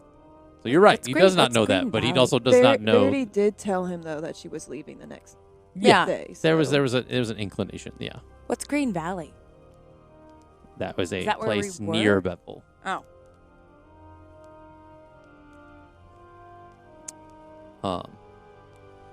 So yeah, you guys are heading off on the trail into the dense forest between Vermeer and Luer. Are we just walking? No, Like- y'all are on the horses. No. Hold on. Say it wasn't done. Like, are we walking? Or are we at like a You guys are at a gallop. brisk? Oh, we're like hauling ass. Yeah, you're hauling ass. Yeah. Y'all ain't You did wasting that any while time. galloping on a horse? No, it did just before you guys like Oh, took okay. off. Yeah. He had Okay. gotten the message as you guys are like galloping and stuff, so it's like it I'm doesn't gonna affect say then, just for tits and gigs, all yours in his box for this. okay, yeah, Just with the pace of how we gotta go. Like, that's fair. he's cute. I love him. Go away for now. That's fair. Who has Stella? That's what I was about to say. I would think she'd probably still be with me. She can shrink too. She can change size, right? She's been in the box Did we, before. I don't. Yeah, we established because like she got bigger at one point and then she got smaller again. We've put her in the box before. Yeah. I don't remember most of that. I We feel put like her the- in the box before. Yeah, you put her in the box. Yeah. I don't know about the size thing. Can we just put her in the box? You can be in the box. She's in the box with Lawyer. We'll revisit that later. I don't know. Okay. Lawyer has trees if he gets scared of her. You made it canon, but if you want to uncanonize it, we can uncanonize it. That's okay. It's very seldom that Allie. I don't remember what circumstances. I feel like it was at the It was the at the party. cave. Was that the thing. cave? Yeah, in the combat Yeah. whenever we first met her. We are hauling ass to Anyway. Luer. That's fair. It was a while ago. So it was a while ago. If it comes up again, we'll. So We'll retcon it. We'll be like, oh, sorry, we left your fox at the fucking cabin. Sorry about your luck. Like, no, the hope you fox. find a new fox. The fox is the kitsune is in the box with Lawyer. Good. And yeah, so you guys are heading off to Luer. I would say about a day's journey would go by as kind of nightfall hits, and you guys do need to stop and make camp. Yo. No one Wants has to camp slept. in the tiny hut. I was about to say hut. The hut. What's the climate? Is it still marshy? It's Marshy? it's humid, Marshy? Yeah, swamp. marshy. Swampy? So you find a small clearing off the path, in a good spot to stop, and set up like a campfire, to Perfect. kind of sit down and make food, rest. The horses have kind of bundled up around each other and kind of nestled down so that they could sleep and kind of get their rest. Don't horses sleep standing up? That's cows. Not horses sleep standing up. Dude. They can, but I think they can also lay They down. can also lay I down. don't know the facts, so I cannot Yeah, I'm not an commentate on this. equestrian. There's like a Jax had kind of used elementalism to kind of mold some of like the dirt into like a kind of like makeshift like trough for water for them. No, guys, we're stupid. Jax can turn into a centaur. We didn't have to pay for one of the horses. We're so fucking stupid. We didn't have to pay for 2 of the horses because Ira could have rode Jax. We're so fucking stupid. Goddamn. Well, I'm not there. Anyway. also, horses do sleep standing up. Oh, good. Okay. Well, I also don't like how you phrase that. They also can sleep lying That down. Ira could just ride. I don't like how that was phrased. at any rate, Phrase it a different way. It's riding a horse. Phrase it differently, I dare you. That would be your much mind like in this the camp, gutter. we're getting lost in the weeds. I'm getting lost in the sauce. Getting lost in the swamps. That being said, that is where we are going to end for this session. Yay! We thank you so much for joining us here at Off the Beaten Quest. Be sure to like, subscribe, do all the things. Check us out on our social medias. Just know when episodes are coming out, when we are premiering things. We hope you enjoyed this episode, and we will see you in the next. Bye. Bye.